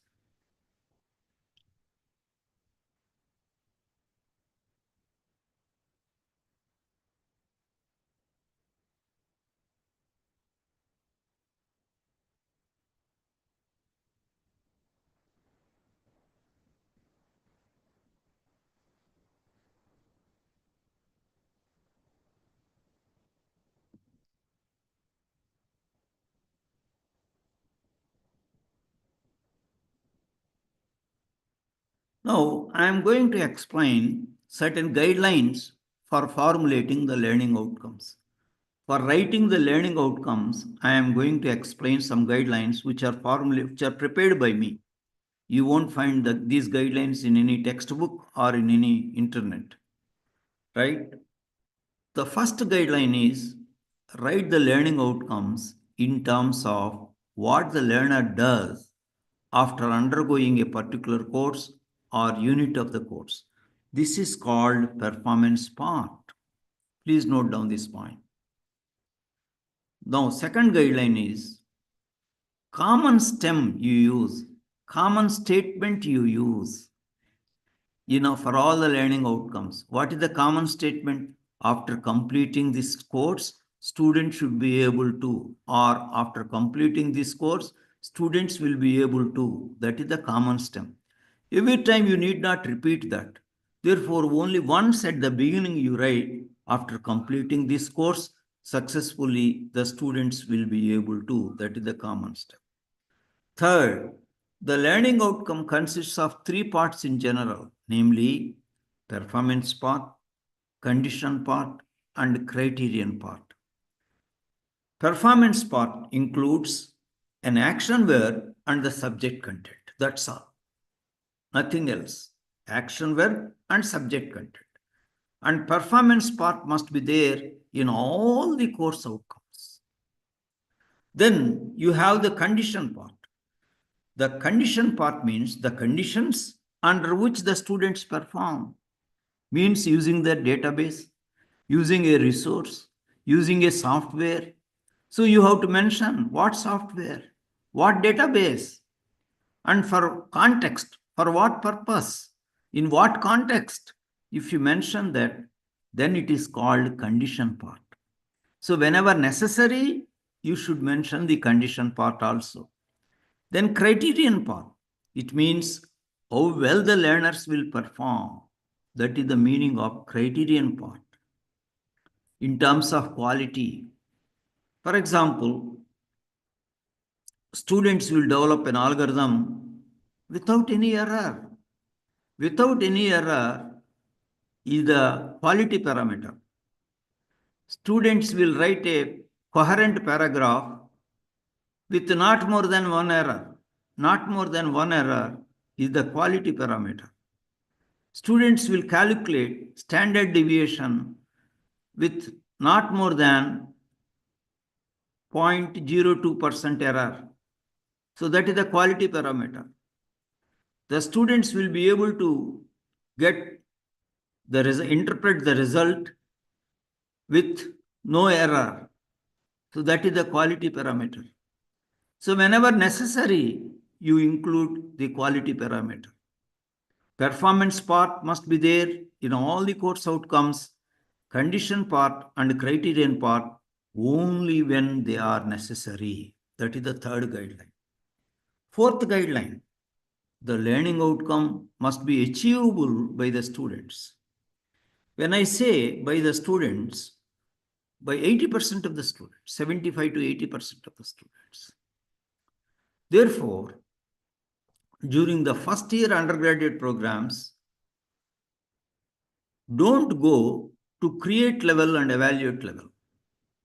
The highest cognitive level can be analyze level. Apply and analyze. You can go even the first year undergraduate program, whether engineering or science or arts or humanities. Okay. So it is not that few students achieve, that is not acceptable. 75 to 80% of the students must achieve the course outcome, right? That is how you have to write the course learning outcomes very carefully. In the projects, yes, you can write create level, evaluate level. In the third year or fourth year design courses, yes, you can write create level and evaluate levels, but not in the first year. So the course learning, the learning outcome must be achievable by the students. The learning outcome must be measurable. Choose suitable action verb. I have already explained. You should be able to give a question using that particular action verb. Only then it is measurable. Therefore, I am giving you some examples here which should not be used as action verbs. Don't use action verbs like remember, understand, know, acquire, appreciate, think, believe, realize, gain, etc., which are not measurable. Please note this point very carefully. This is a common error. Sixth guideline, fix the learning level first, then choose the appropriate action verb. Seventh guideline, start writing each learning outcome with an action verb of the performance part. Performance part I have already explained. In that there will be action verb. Start with that particular action verb when you write the learning outcome. Then 8th guideline, use only one action verb in general for each learning outcome. Sometimes you may use analyze and interpret like that. That is okay because both are at the same cognitive level. Whenever you use two different action verbs, both must relate to the same cognitive level. Please note this point. You cannot mix two different cognitive levels in the same learning outcome. That is not acceptable. Simply you write the higher cognitive level, that is fine. If the students are able to reach analyze level, it is obvious that the students have achieved apply level, understand level, and remember level. It is obvious. If you write at evaluate level, it is obvious that the students have achieved at analyze level, apply level, understand level, and remember level. Therefore, always use action verb corresponding to the highest cognitive level you are thinking. Then the learning outcome must be easily understood by the students without any ambiguity.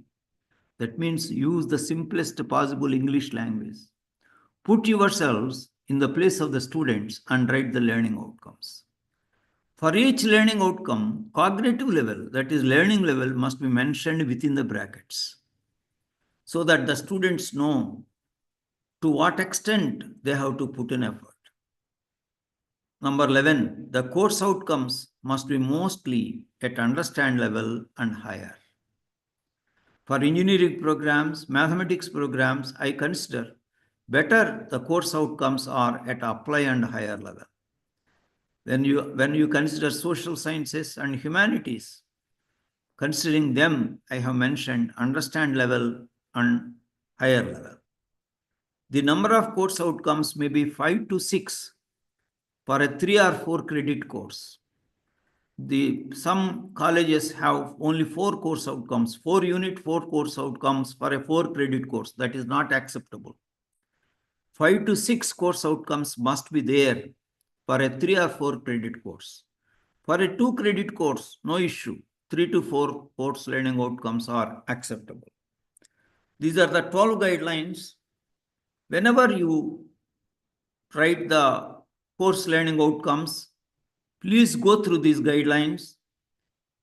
If these guidelines accept your course outcomes, that means that is error-free course learning outcomes and standard course learning outcomes.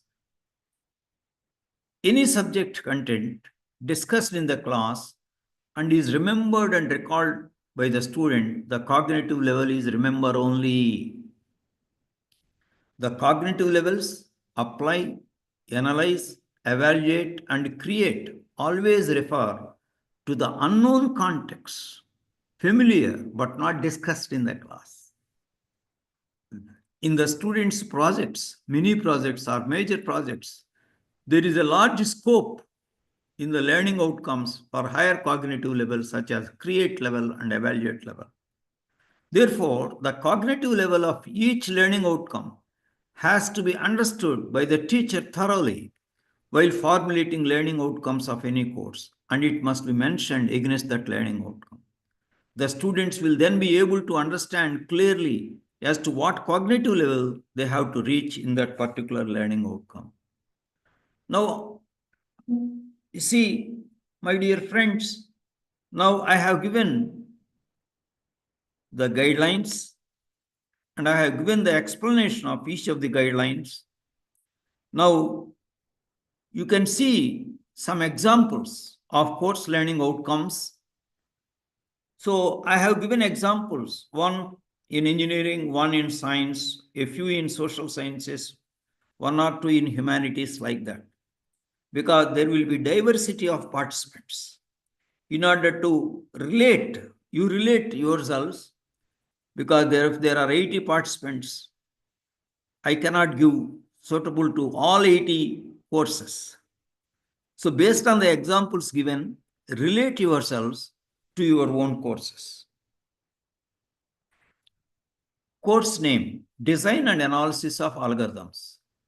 Course outcomes.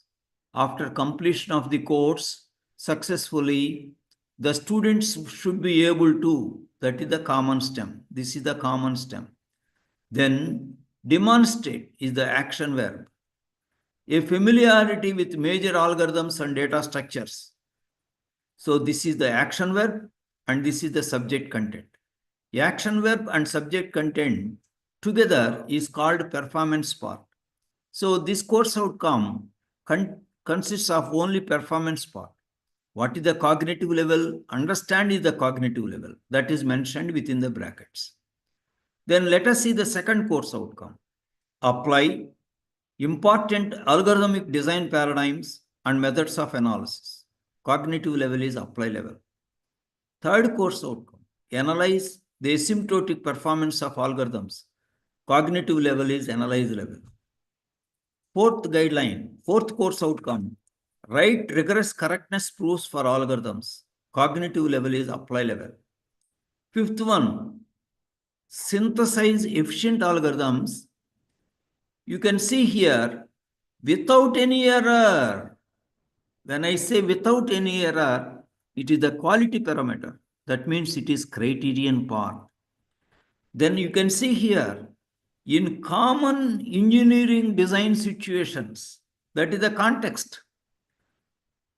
Why should you develop the algorithms? For what purpose you develop the algorithms? The student develops algorithms. Here in this context, applicable in common engineering design situations. Therefore, you have given the context. That means this fifth course outcome consists of performance part. Synthesize efficient algorithms is the performance part. In common engineering design situations is the condition part. Without any error, that is the criterion part. Then analytical chemistry at MSc level. Course outcomes. After completion of the course, students will be able to, common stem, apply the principles of data analysis, etc. That is the apply level. Apply basic concepts of volumetric and gravimetric analysis, etc. Again, apply level. Select suitable spectroscopic technique and interpret the results obtained. Analyze level. Interpret the results of thermal methods of analysis. Analyze level. Interpret the results of different analytical methods. Analyze level. Evaluate the suitability and appropriateness of different methods of analysis for any given application in industry. This is evaluate level. Here you can see in analytical chemistry at MSc level, you have 2 apply levels, 3 analyze level, 1 evaluate level. There is not even a single one at understand level or remember level. There should not be any course outcome at remember level. Please note this point. No course outcome is acceptable at remember level, right? Understand and above. But in this particular case, apply and above, right? It is at a PG level and it's all oriented towards the interpretation of the results, analytical chemistry. Therefore, you have apply level, analyze level, and evaluate level. Then you consider comparative politics, a social science course. Course learning outcomes. On successful completion of the course, students should be able to common stem, describe and assess the study of comparative politics in systematic social science way, that is cognitive level understand. Examine key issues in comparative politics, analyze level. Identify interesting questions in comparative politics, understand level. Evaluate the usefulness of various theoretical approaches to address research questions, analyze level. Describe a variety of political systems around the world, understand level.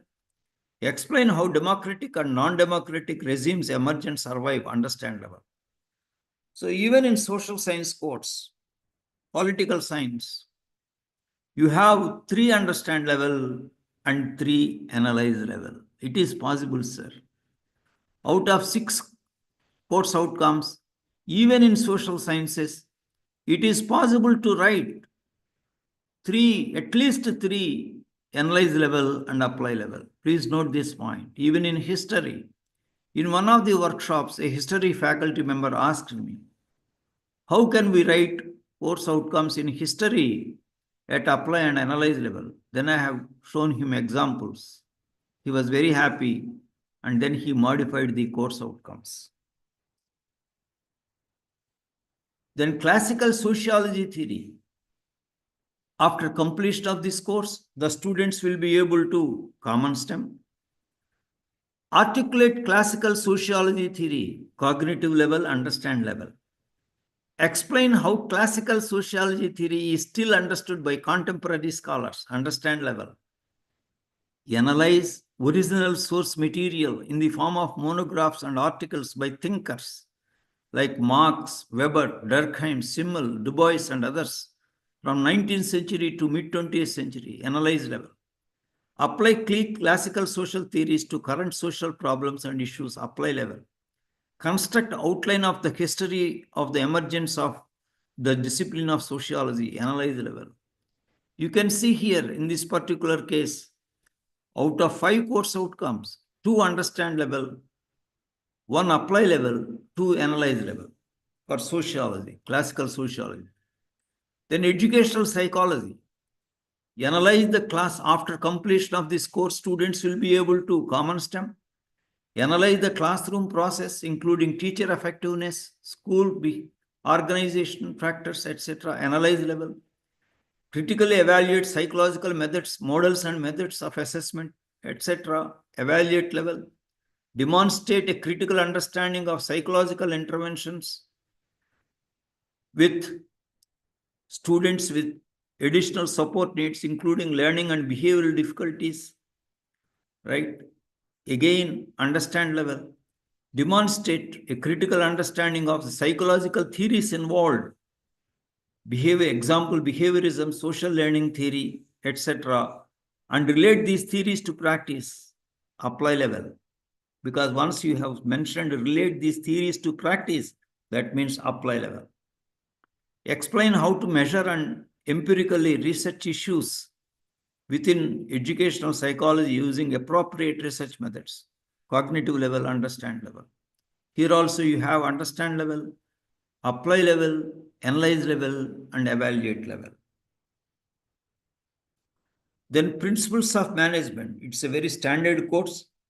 After completion of this course, students will be able to, that is common STEM, integrate management principles into management practices, cognitive level, apply level, assess global situation, including opportunities and threats that will impact the organization, analyze level, assess managerial practices and choices relative to ethical principles and standards, analyze level, specify how managerial tasks of planning, organizing, and controlling can impact in a variety of circumstances, apply level, evaluate different approaches to addressing issues of diversity, evaluate level, evaluate the global context for taking managerial actions of planning, organizing, and controlling, cognitive level, evaluate.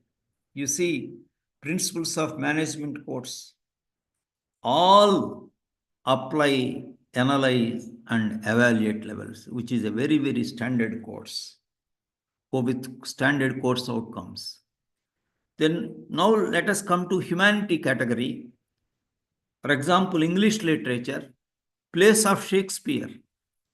Here also you can see 3rd course outcome at analyze level, 4th course outcome at apply level, 5th course outcome at analyze level, 6th course outcome at analyze level, 7th course outcome also analyze level.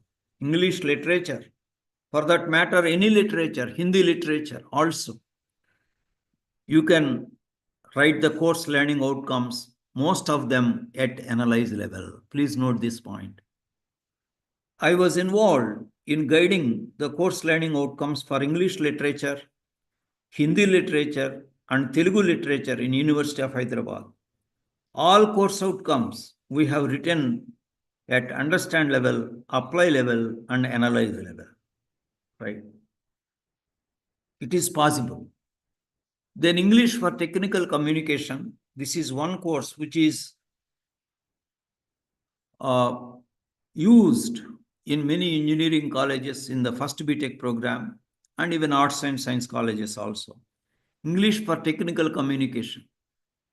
At the end of the course, the students will be able to common STEM, explain the basic principles of grammar and vocabulary, understand level, write clear and coherent paragraphs, apply level, write effective resume, cover letter, and letters for a variety of purposes, prepare technical reports and interpret graphs, apply level, develop reading comprehension skills, apply level, develop English speech sounds, stress and intonation, apply level. These are the 6 course outcomes, right? 1 understand level and the remaining 5 apply level, right? That is how I have given examples from different categories of disciplines. So you can relate your discipline to one of the categories and use the 12 guidelines. You can comfortably write your course learning outcomes, standard course learning outcomes without any error. Then origin of outcome-based education in India. Originally, 6 countries have signed the Washington Accord. Washington Accord means to mutually recognize and accept the qualifications accredited by the signatories of the accord. So initially only 6 countries signed the Washington Accord in 1989. India signed the Washington Accord on June 13th, 2014. So since then, outcome-based education has been implemented to start with in engineering programs. Then pharmacy, management, and architecture programs. All these programs are accredited by National Board of Accreditation. That is how first for these programs, outcome-based education was implemented. Then graduate attributes. In outcome-based education, one important point is graduate attributes. National Board of Accreditation, the acronym is NBA, it has identified 12 graduate attributes. What do we understand by graduate attributes? After completing the program, academic program, whether it is BA, BSc, MA, MSc, or MCOM, or MBA, or BTech, the graduates should demonstrate a set of generic knowledge, skills, and attitudes, KSA, knowledge, skills, and attitudes considered essential for all graduate engineers of 21st century. That is how the graduate attributes first were defined by NBA for engineering programs, right? My dear friends, you may be having course outcomes. You may be having program outcomes. You may be having qualification descriptors or program educational objectives, whatever. But at the end of 4-year degree program, the graduates must demonstrate the graduate attributes. That is important. So, for example, critical thinking is a graduate attribute. Analytical reasoning is a graduate attribute. Collaboration, teamwork is a graduate attribute. Engineering knowledge is a graduate attribute. Professional ethics is a graduate attribute. Self-learning and lifelong learning is a graduate attribute. Communication skill is a graduate attribute. Engagement with society is a graduate attribute. Right? Environmental, related to environment, environmental sustainability is the graduate attribute. You see, my dear friends, whatever your program may be, whether it is any branch of engineering, these are the graduate attributes given by NBA. Right? Whatever courses you may be offering, in the process of teaching and learning, in the process of assessment, not only curriculum design, your teaching learning strategies, your assessment strategies, the overall learning experiences of the students in the institution must enable them to achieve the graduate attributes which I mentioned. That is important.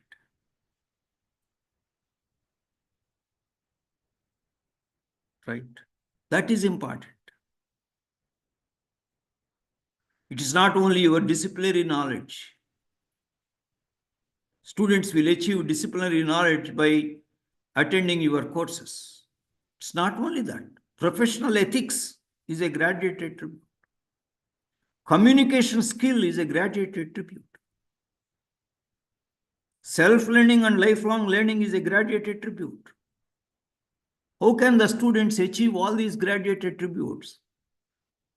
By your new pedagogical practices, by the modern pedagogical practices, not by the old lecturing method. That is no longer valid, sir. Only active learning strategies you have to implement inside the classroom and outside the classroom. Formative assessment, summative assessment, diagnostic assessment, all must be implemented. Right? Totally, the teachers have to unlearn what they have learned in the traditional system of education in order to implement outcome-based education in true spirit. So after NBA has defined the graduate attributes and started implementing outcome-based education since 2014, UGC has developed the learning outcomes-based curriculum framework in 2019. There was a gap of 5 years. So UGC, under its purview, you have arts programs, science programs, commerce programs, humanities programs, journalism, mass communication, law. All these programs come under UGC framework. Other than engineering, pharmacy, management, architecture, they come under NBA jurisdiction. All other programs come under UGC jurisdiction. So therefore, all other programs must implement the learning outcomes-based curriculum framework given by UGC.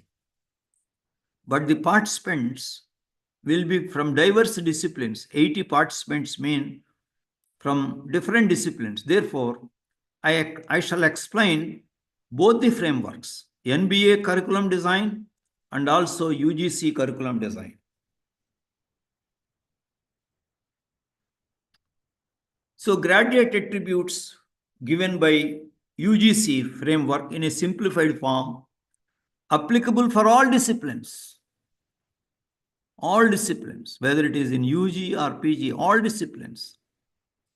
Disciplinary knowledge, you can see here. Disciplinary knowledge, anyway, students will be able to obtain. Even traditionally also, disciplinary knowledge students were able to achieve. But here, more than that, communication skills, critical thinking and problem-solving skills, analytical reasoning, research-related skills, collaboration, cooperation, and teamwork. information and digital literacy, multicultural competence, moral and ethical awareness and reasoning, community engagement, that means interaction with the society, leadership readiness and qualities, self-learning and lifelong learning. These are all the graduate attributes given by UGC framework, in a simplified form. Now, I shall give the framework. This is the complete curriculum design framework given by UGC. I shall explain in detail. When we say vision and mission are not related to a department, are not related to a program. Vision and mission are related to a department organizing a program. For example, Department of Computer Science and Engineering. It is organizing BTech and MTech. So it should have its vision and mission, have to be written by for the department. Then qualification descriptors. It means by the time the students graduate out, then after 4 years, what they are capable of in terms of disciplinary knowledge, in terms of application of disciplinary knowledge, in terms of communication skills, in terms of self-learning and lifelong learning, in terms of the transferable skills useful for job opportunities. About 6 qualification descriptors you have to write specific for a given academic program. Graduate attributes are general, common for all academic programs, whereas qualification descriptors are specific for a given academic program. Then you have program learning outcomes, specific for a given academic program, course learning outcomes. If a particular undergraduate program has 45 courses, for example, so each course has about 5 to 6 course learning outcomes. So for each course, you have to write course learning outcomes for course 1, course 2, course 3, and so on. So 45 courses, on the average 6 course learning outcomes. So totally you have 270 course learning outcomes total for the entire program. By achieving all the 270 course learning outcomes, the students may be achieving the program learning outcomes. If they achieve program learning outcomes, they achieve qualification descriptors. If they achieve program learning outcomes, they will also achieve the graduate attributes. So you consider always graduate attributes, 12 graduate attributes.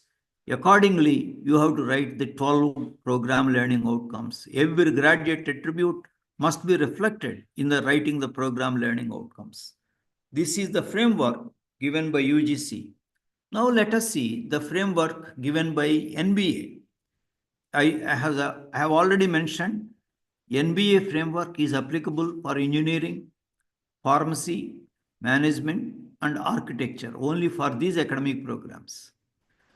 Here, if you see conceptually, both the designs are similar, only the terminology is different.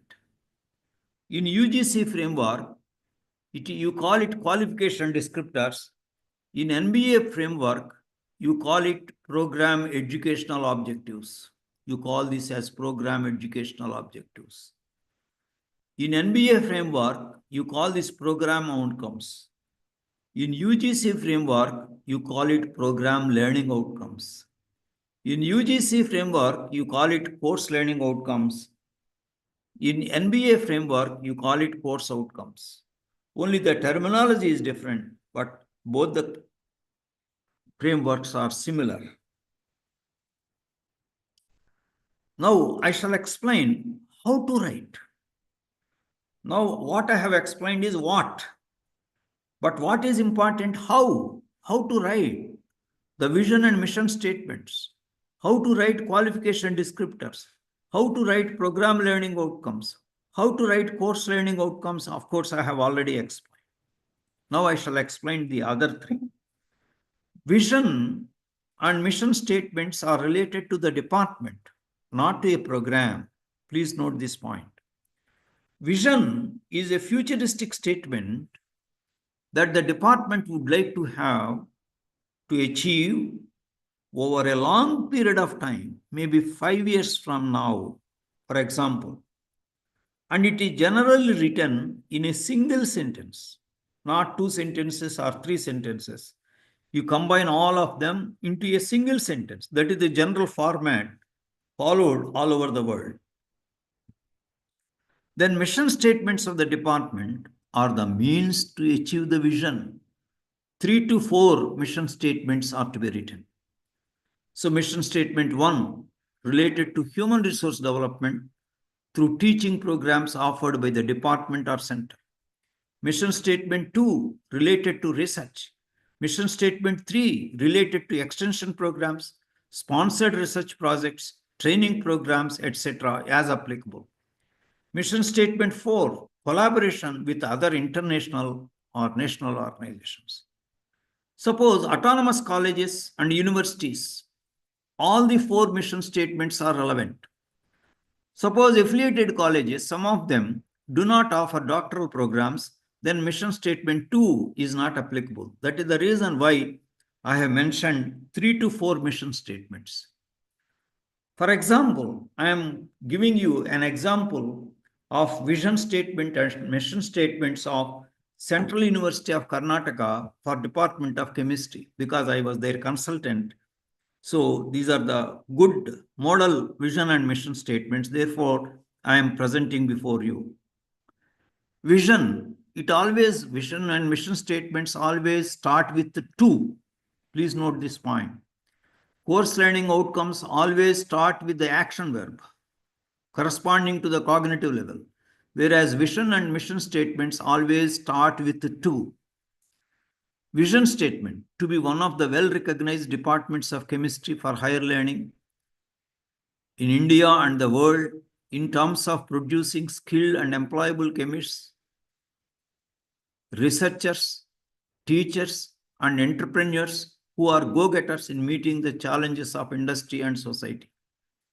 Then mission statements 1, to impart quality education at postgraduate and doctoral levels through well-designed curriculum to meet the demands of academia, research labs, and industry.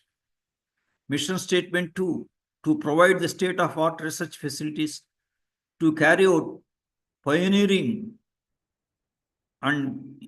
research in the cutting-edge areas of chemistry. MS3, to become a hub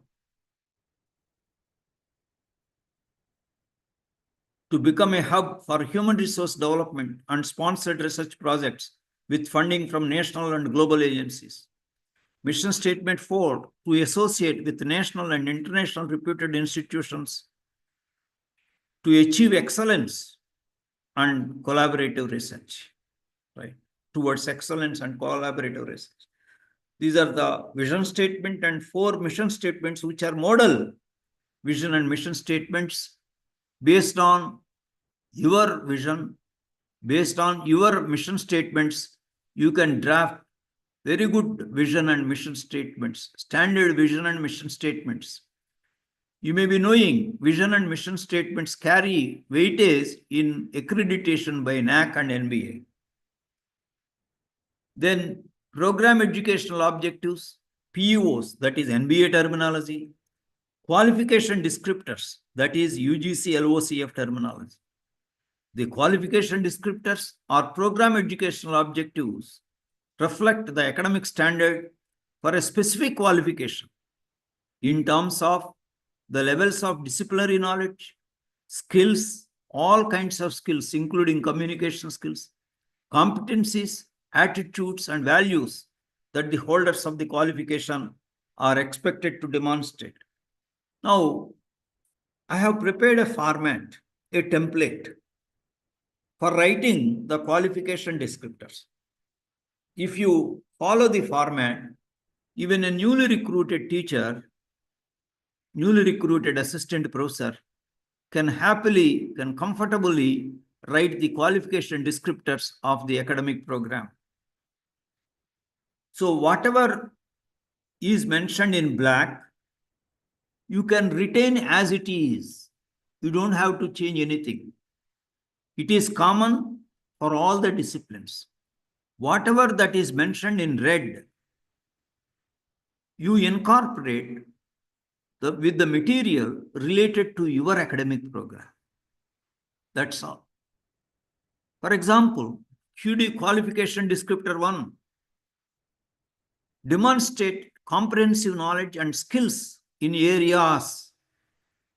So mention different important areas of your academic program. Qualification descriptor 2, don't change anything. Use knowledge and skills required to identifying problems and issues, collection of relative, qualitative, quantitative, and qualitative data, analysis, and etc., etc. You retain as it is. You don't have to change. It is common for all the disciplines. QD3, apply disciplinary knowledge and transferable skills in areas related to. Then you mention whatever in the red, mention different important areas of your academic program to new and unfamiliar contexts in order to solve complex problems with well-defined solutions. That is QD3. QD4, communication skills. Communicate the results of studies undertaken in the fields of, mention important fields of academic program. Right. QD5, demonstrate skills of self-learning and lifelong learning to meet one's own needs, etc. You don't have to change. It is same, common for all the disciplines. QD6, demonstrate knowledge and transferable skills in the fields of, mention important fields of your academic program, relevant in employment opportunities, like mention some employment opportunities, for example, chemistry, as a researcher, as a chemist, as a teacher in teaching profession, like that. In organizations like etc. Which organizations? For example, chemistry, research laboratories, industry, in academic institutions. For social sciences, voluntary organizations, banks, and then in teaching profession. It related. Humanities, for English, for example, content writers, right? Then in teaching profession, then you have as PROs, like that. You mention whatever employment opportunities are there, you know very well for your particular program offered by your department. So like that, in this template, very comfortably, you can write the 6 qualification descriptors. So this is for MSc Chemistry, the qualification descriptors. You can go through this leisurely because it is chemistry, may not be relevant to all. Then this is important. You should have mapping between qualification descriptors of your academic program and mission statements. So these are the 6 qualification descriptors in the column, right? And you have 4 mission statements, MS1, MS2, MS3, MS4. You find here threes. You find here threes, 3, 3, 3, 3. 3 indicates high mapping. That is how it is accepted all over the world. This mapping table, 3 indicates high mapping. 2 indicates medium level mapping. Number 1 indicates low level mapping. If you put dash in the box, it indicates no mapping at all. Right. Here, this is the example of Central University Karnataka Chemistry. This is the mapping table between qualification descriptors and mission statements. It's a good mapping, reasonably good mapping. Then program learning outcomes, PLOs. Program learning outcomes include subject-specific knowledge and skills and competencies, which the students of a specific academic program should be able to demonstrate for the award of the degree or degree. The program learning outcomes would also focus on knowledge and skills that prepare students for further study, employment, and citizenship. They must exhibit comparability of learning levels and academic standards across the various colleges and universities in the country. Your curriculum should be comparable to the best institutions of the country, curricula of the best institutions of the country. Because the employers see your curricula. The students, the applicants see your curricula. If your curriculum is of good standard, then good students seek admission. Good employing organizations will visit your institution for placement. Otherwise, nobody will visit your institution for placement. So good curriculum must involve standard qualification descriptors, good program learning outcomes, a combination of courses which are, recent, updated, not outdated. Considering the futuristic trends, you have to design the curriculum. A program of study, PLOs, program learning outcomes, may be drafted in agreement with graduate attributes and also in agreement with qualification descriptors. A program of study may be monodisciplinary, multidisciplinary, or interdisciplinary. So besides program learning outcomes, my dear friends, you also have program-specific outcomes. If the curriculum of an academic program has a few specialized courses, for example, in BTech Computer Science, today all of us listen about artificial intelligence, machine learning, Internet of Things, robotics. We listen, all of us listen. We may not understand completely what they are. Suppose if a computer science program introduces advanced courses on artificial intelligence, machine learning, and Internet of Things, 3 advanced courses, then they can write 3 program-specific outcomes. In addition to the program learning outcomes, you have program-specific outcomes 2 to 3. That is very, very important. When you have program-specific outcomes, it indicates that your course curriculum is of good standard. You have some advanced courses. So these are the program learning outcomes again for MSc Chemistry program of Central University of Karnataka. So they are related to graduate attributes. Now this I should explain. Again, there must be mapping. I have already shown one mapping table between qualification descriptors and mission statements. This is the second mapping table between program learning outcomes and qualification descriptors. 6 qualification descriptors, 12 program learning outcomes. Program specific outcomes are not included here because MSc Chemistry course did not have the program specific outcomes those days. Now they may have revised it, right? So again here, 3 indicates high level mapping. There are many 3s here. 2 indicates medium level mapping and 1 indicates low level mapping and dash. There is no dash here. That means all the PLOs are mapped with all the QDs at level 3 or level 2 or level 1. Then course learning outcomes. The program learning outcomes are attained by learners through course learning outcomes acquired on completion of selected courses of study. The term course is used to mean the individual courses of study, right? Course learning outcomes are specific to learning to a given program of study, right? So I have already explained how to write the course learning outcomes, guidelines, the examples of course learning outcomes also. Now, this is very, very important slide, sir. Design of each course in the curriculum, which you call course design.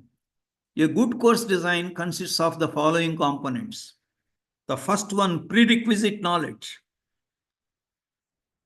Even the first year undergraduate courses, the prerequisite knowledge is the +2 course, +2 knowledge, whatever they have learned in +2. That is the prerequisite knowledge. You can write in 5 or 6 sentences. That is necessary. Then second component is course learning outcomes, 5 to 6 course learning outcomes for a 3 or 4 credit course. And don't write remember level course learning outcome. That is not acceptable. Understand and higher level. Follow all the 12 guidelines to write the course learning outcomes. Then mapping of course learning outcomes with one or more of the PLOs, program learning outcomes, in the form of a table.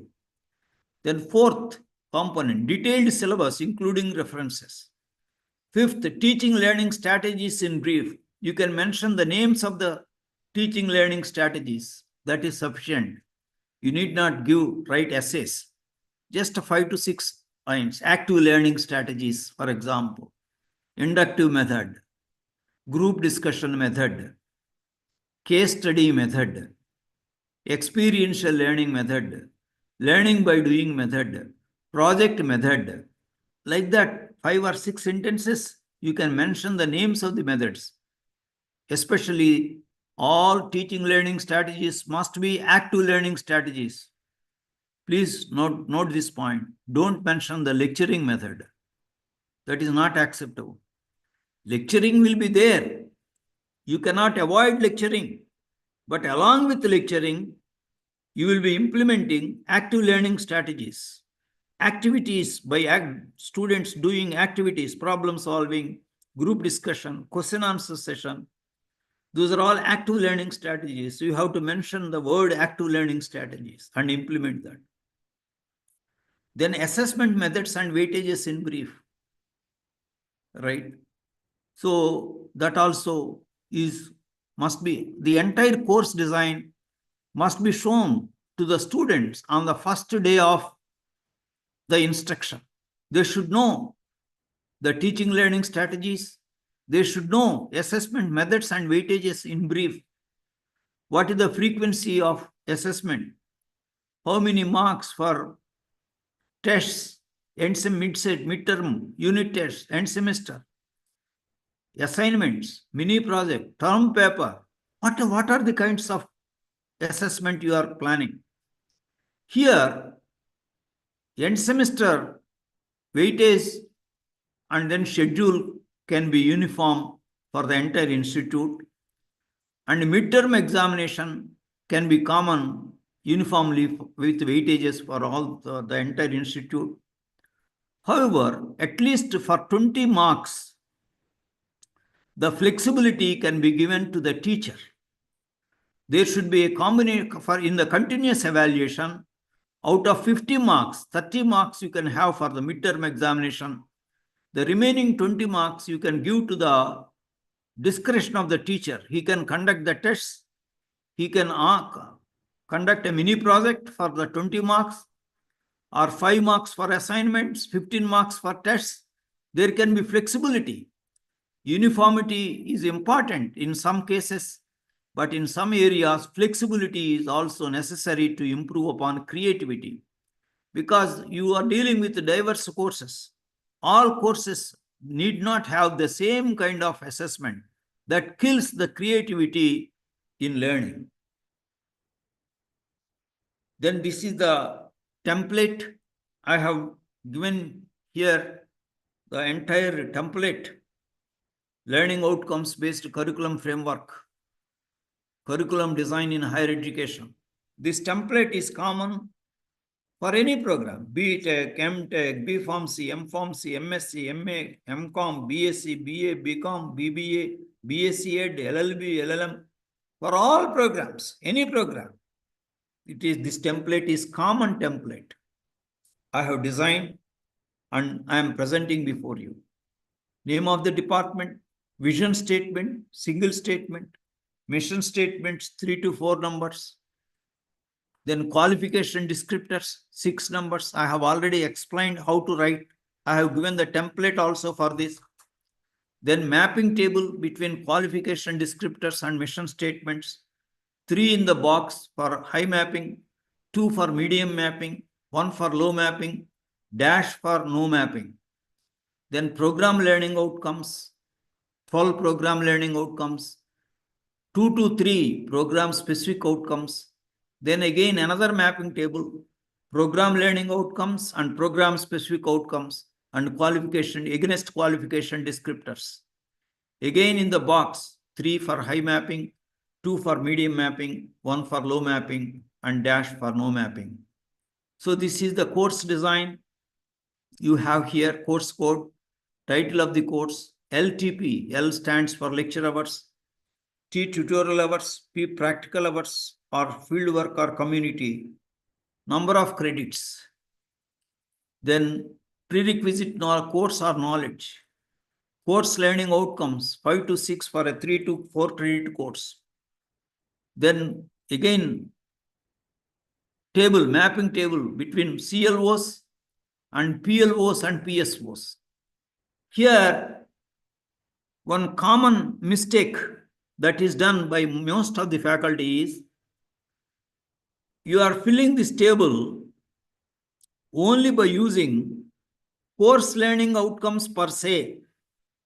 Therefore, only 5 or 6 boxes are filled. All other boxes you are keeping empty. That is wrong. How do the students achieve the course learning outcomes, sir? The course learning outcomes are achieved by the students by your teaching learning strategies and by the assessment strategies. Therefore, you have to consider not only course learning outcomes, but also teaching learning strategies which use active learning strategies and also assessment strategies which you use. By considering all, you have to fill this matrix. For example, when you give mini project, they learn self-learning and lifelong learning. They achieve communication skills. They achieve research-related skills. They achieve critical thinking skills. If it is a group project, they achieve collaboration and teamwork. If they implement some kind of digital, what is called ICT in their project, they achieve that also. So not only disciplinary knowledge, all other program learning outcomes are achieved. All graduate attributes are achieved by appropriate teaching learning strategies and assessment strategies. Therefore, my sincere advice to you is you use the course learning outcomes, your teaching learning strategies, and also assessment strategies in filling the boxes. For example, communication skills. You give them assignments. They write tests, right? They participate in the YOOC programs. So communication skills, if you conduct all these, you can give 3 out of 3. They're in the box, eye mapping. If you give group projects, 3 out of 3, mini projects. Like that, you have to fill this mapping table, because when you calculate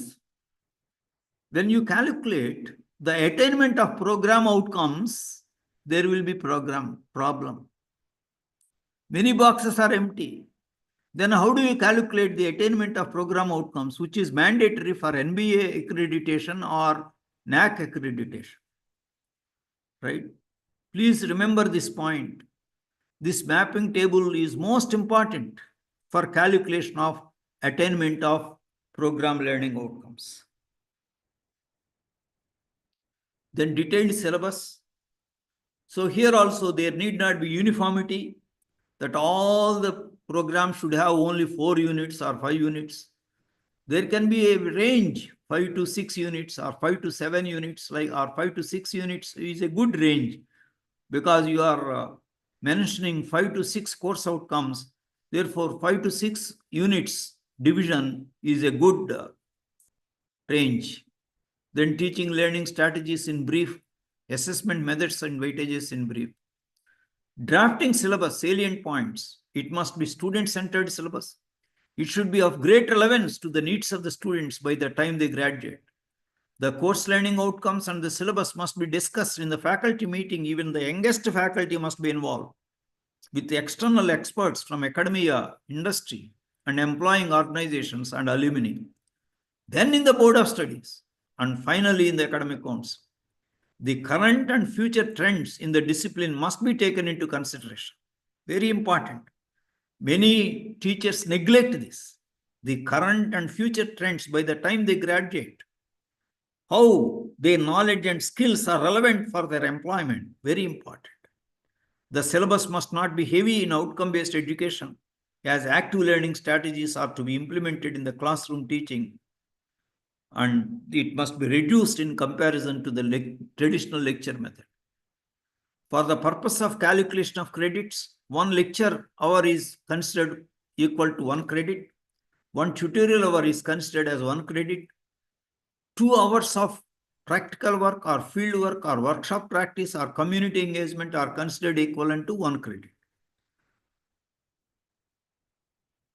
If a teacher designs a standard outcome-based curriculum and implements the same by using appropriate pedagogy and assessment strategies, that teacher mentors generations of students to become innovators, entrepreneurs, experts in one's own profession, and above all, great teachers. Such teachers will be remembered by their students forever. Such teachers will attain meaning and fulfillment of their lives. I pay rich tributes to such great teachers. I wish that all of you become such great teachers in course of time. So these are the recommended videos. Channel name, Professor B.V. Apparao. I have given the links here for all the videos. The entire pedagogy I have published in YouTube, free and open source material to all of you. Even calculation of attainment of course outcomes and program outcomes video is the latest one.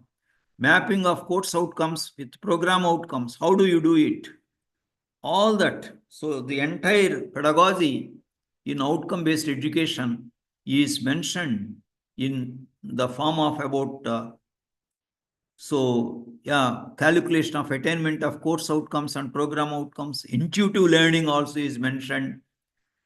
Mapping of course outcomes with program outcomes, open educational resources in India, open educational resources and Creative Commons licensing, part 1 and part 2. Academic audit and quality assurance in higher education, multidisciplinary, interdisciplinary, and transdisciplinary education, holistic education, integration of human values, games, and sports, holistic education and secular spirituality, Bloom's taxonomy of learning levels, part 1, part 2, part 3, motivation and learning, part 1 and part 2, guidance and counseling and mentoring of students. Is there really any role of reward and punishment in learning? How to set good multiple choice questions, teacher-student relationship, rubrics as an assessment tool for lab reports and project works, constructivist approach, Socratic method of teaching and learning, learning through experience by John Dewey method, learning outcomes-based assessment in higher education, curriculum framework part 1, part 2, part 3, all these videos are available. Now, I thank you for listening with attention, and now I shall proceed with the question answer session. I shall clarify all your questions. Questions, please.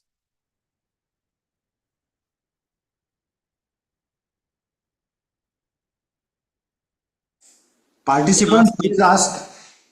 You can ask me any questions. Yes, participant. Please ask. If you have any doubt or query in your mind, please ask.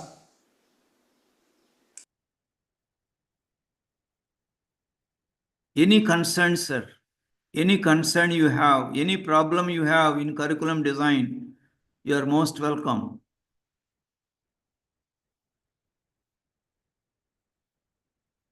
You will be having so many doubts in curriculum design. Actually, if you are designing the curriculum, you will have several doubts. You can ask me all your queries.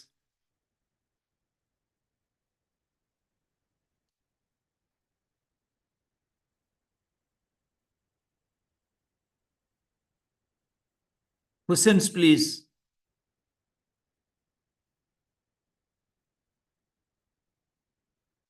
You can unmute yourself and then ask question.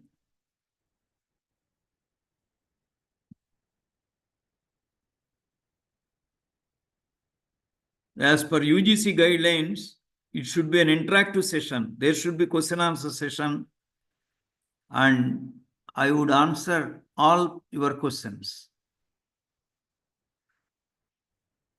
Without question answer session, I consider that is incomplete. So please ask questions. Every question is a relevant question, sir.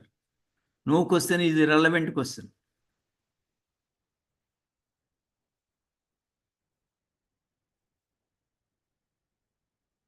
This is the most important subject and not very well understood so far because we are in transition. We are implementing only now, especially for arts, science, commerce, and humanities programs.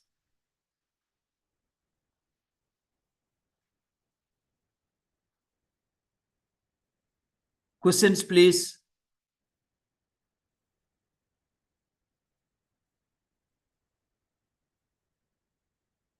Anybody?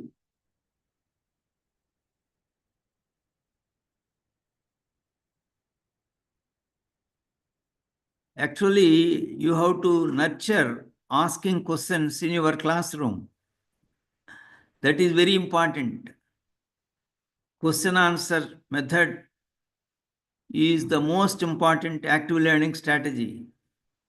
Group discussion, question answer session. So in every class, you should have a question answer session.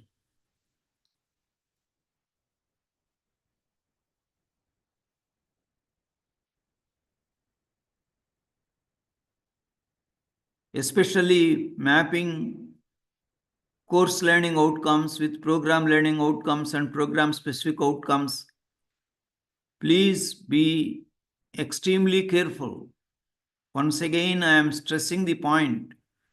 Not only course outcomes, you must also consider the active learning strategies which you have implemented and assessment strategies which you have implemented. All together, you have to consider.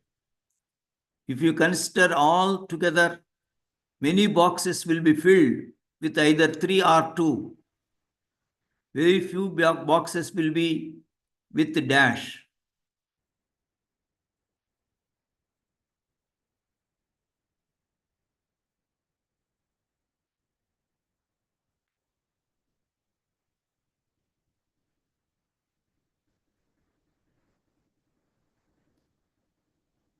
Questions, please.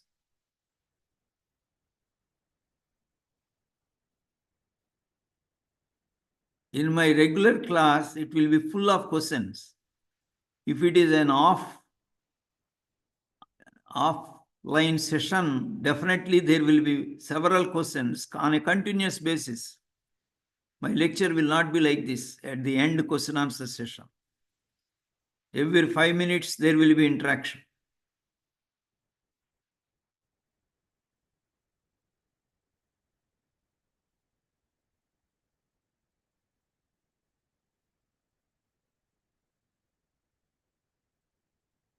I am here to answer your questions, please. I used to make one statement in my classroom. Either you challenge me, either I challenge you. So now I am asking you, you please challenge me with your questions.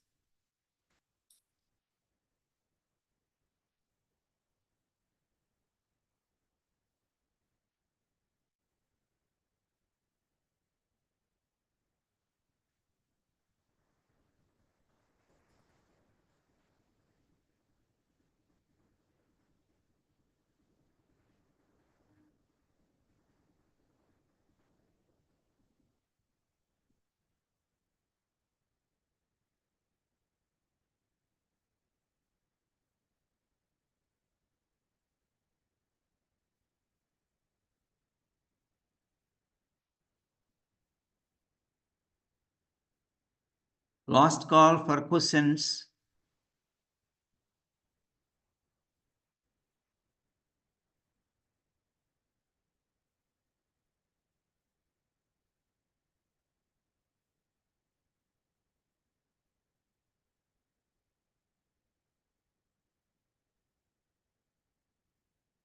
This PPT I am sharing with the Professor Muhammad Atik now itself, which will be shared in turn to all of you, or it will be uploaded in the UGC portal from which you can get it.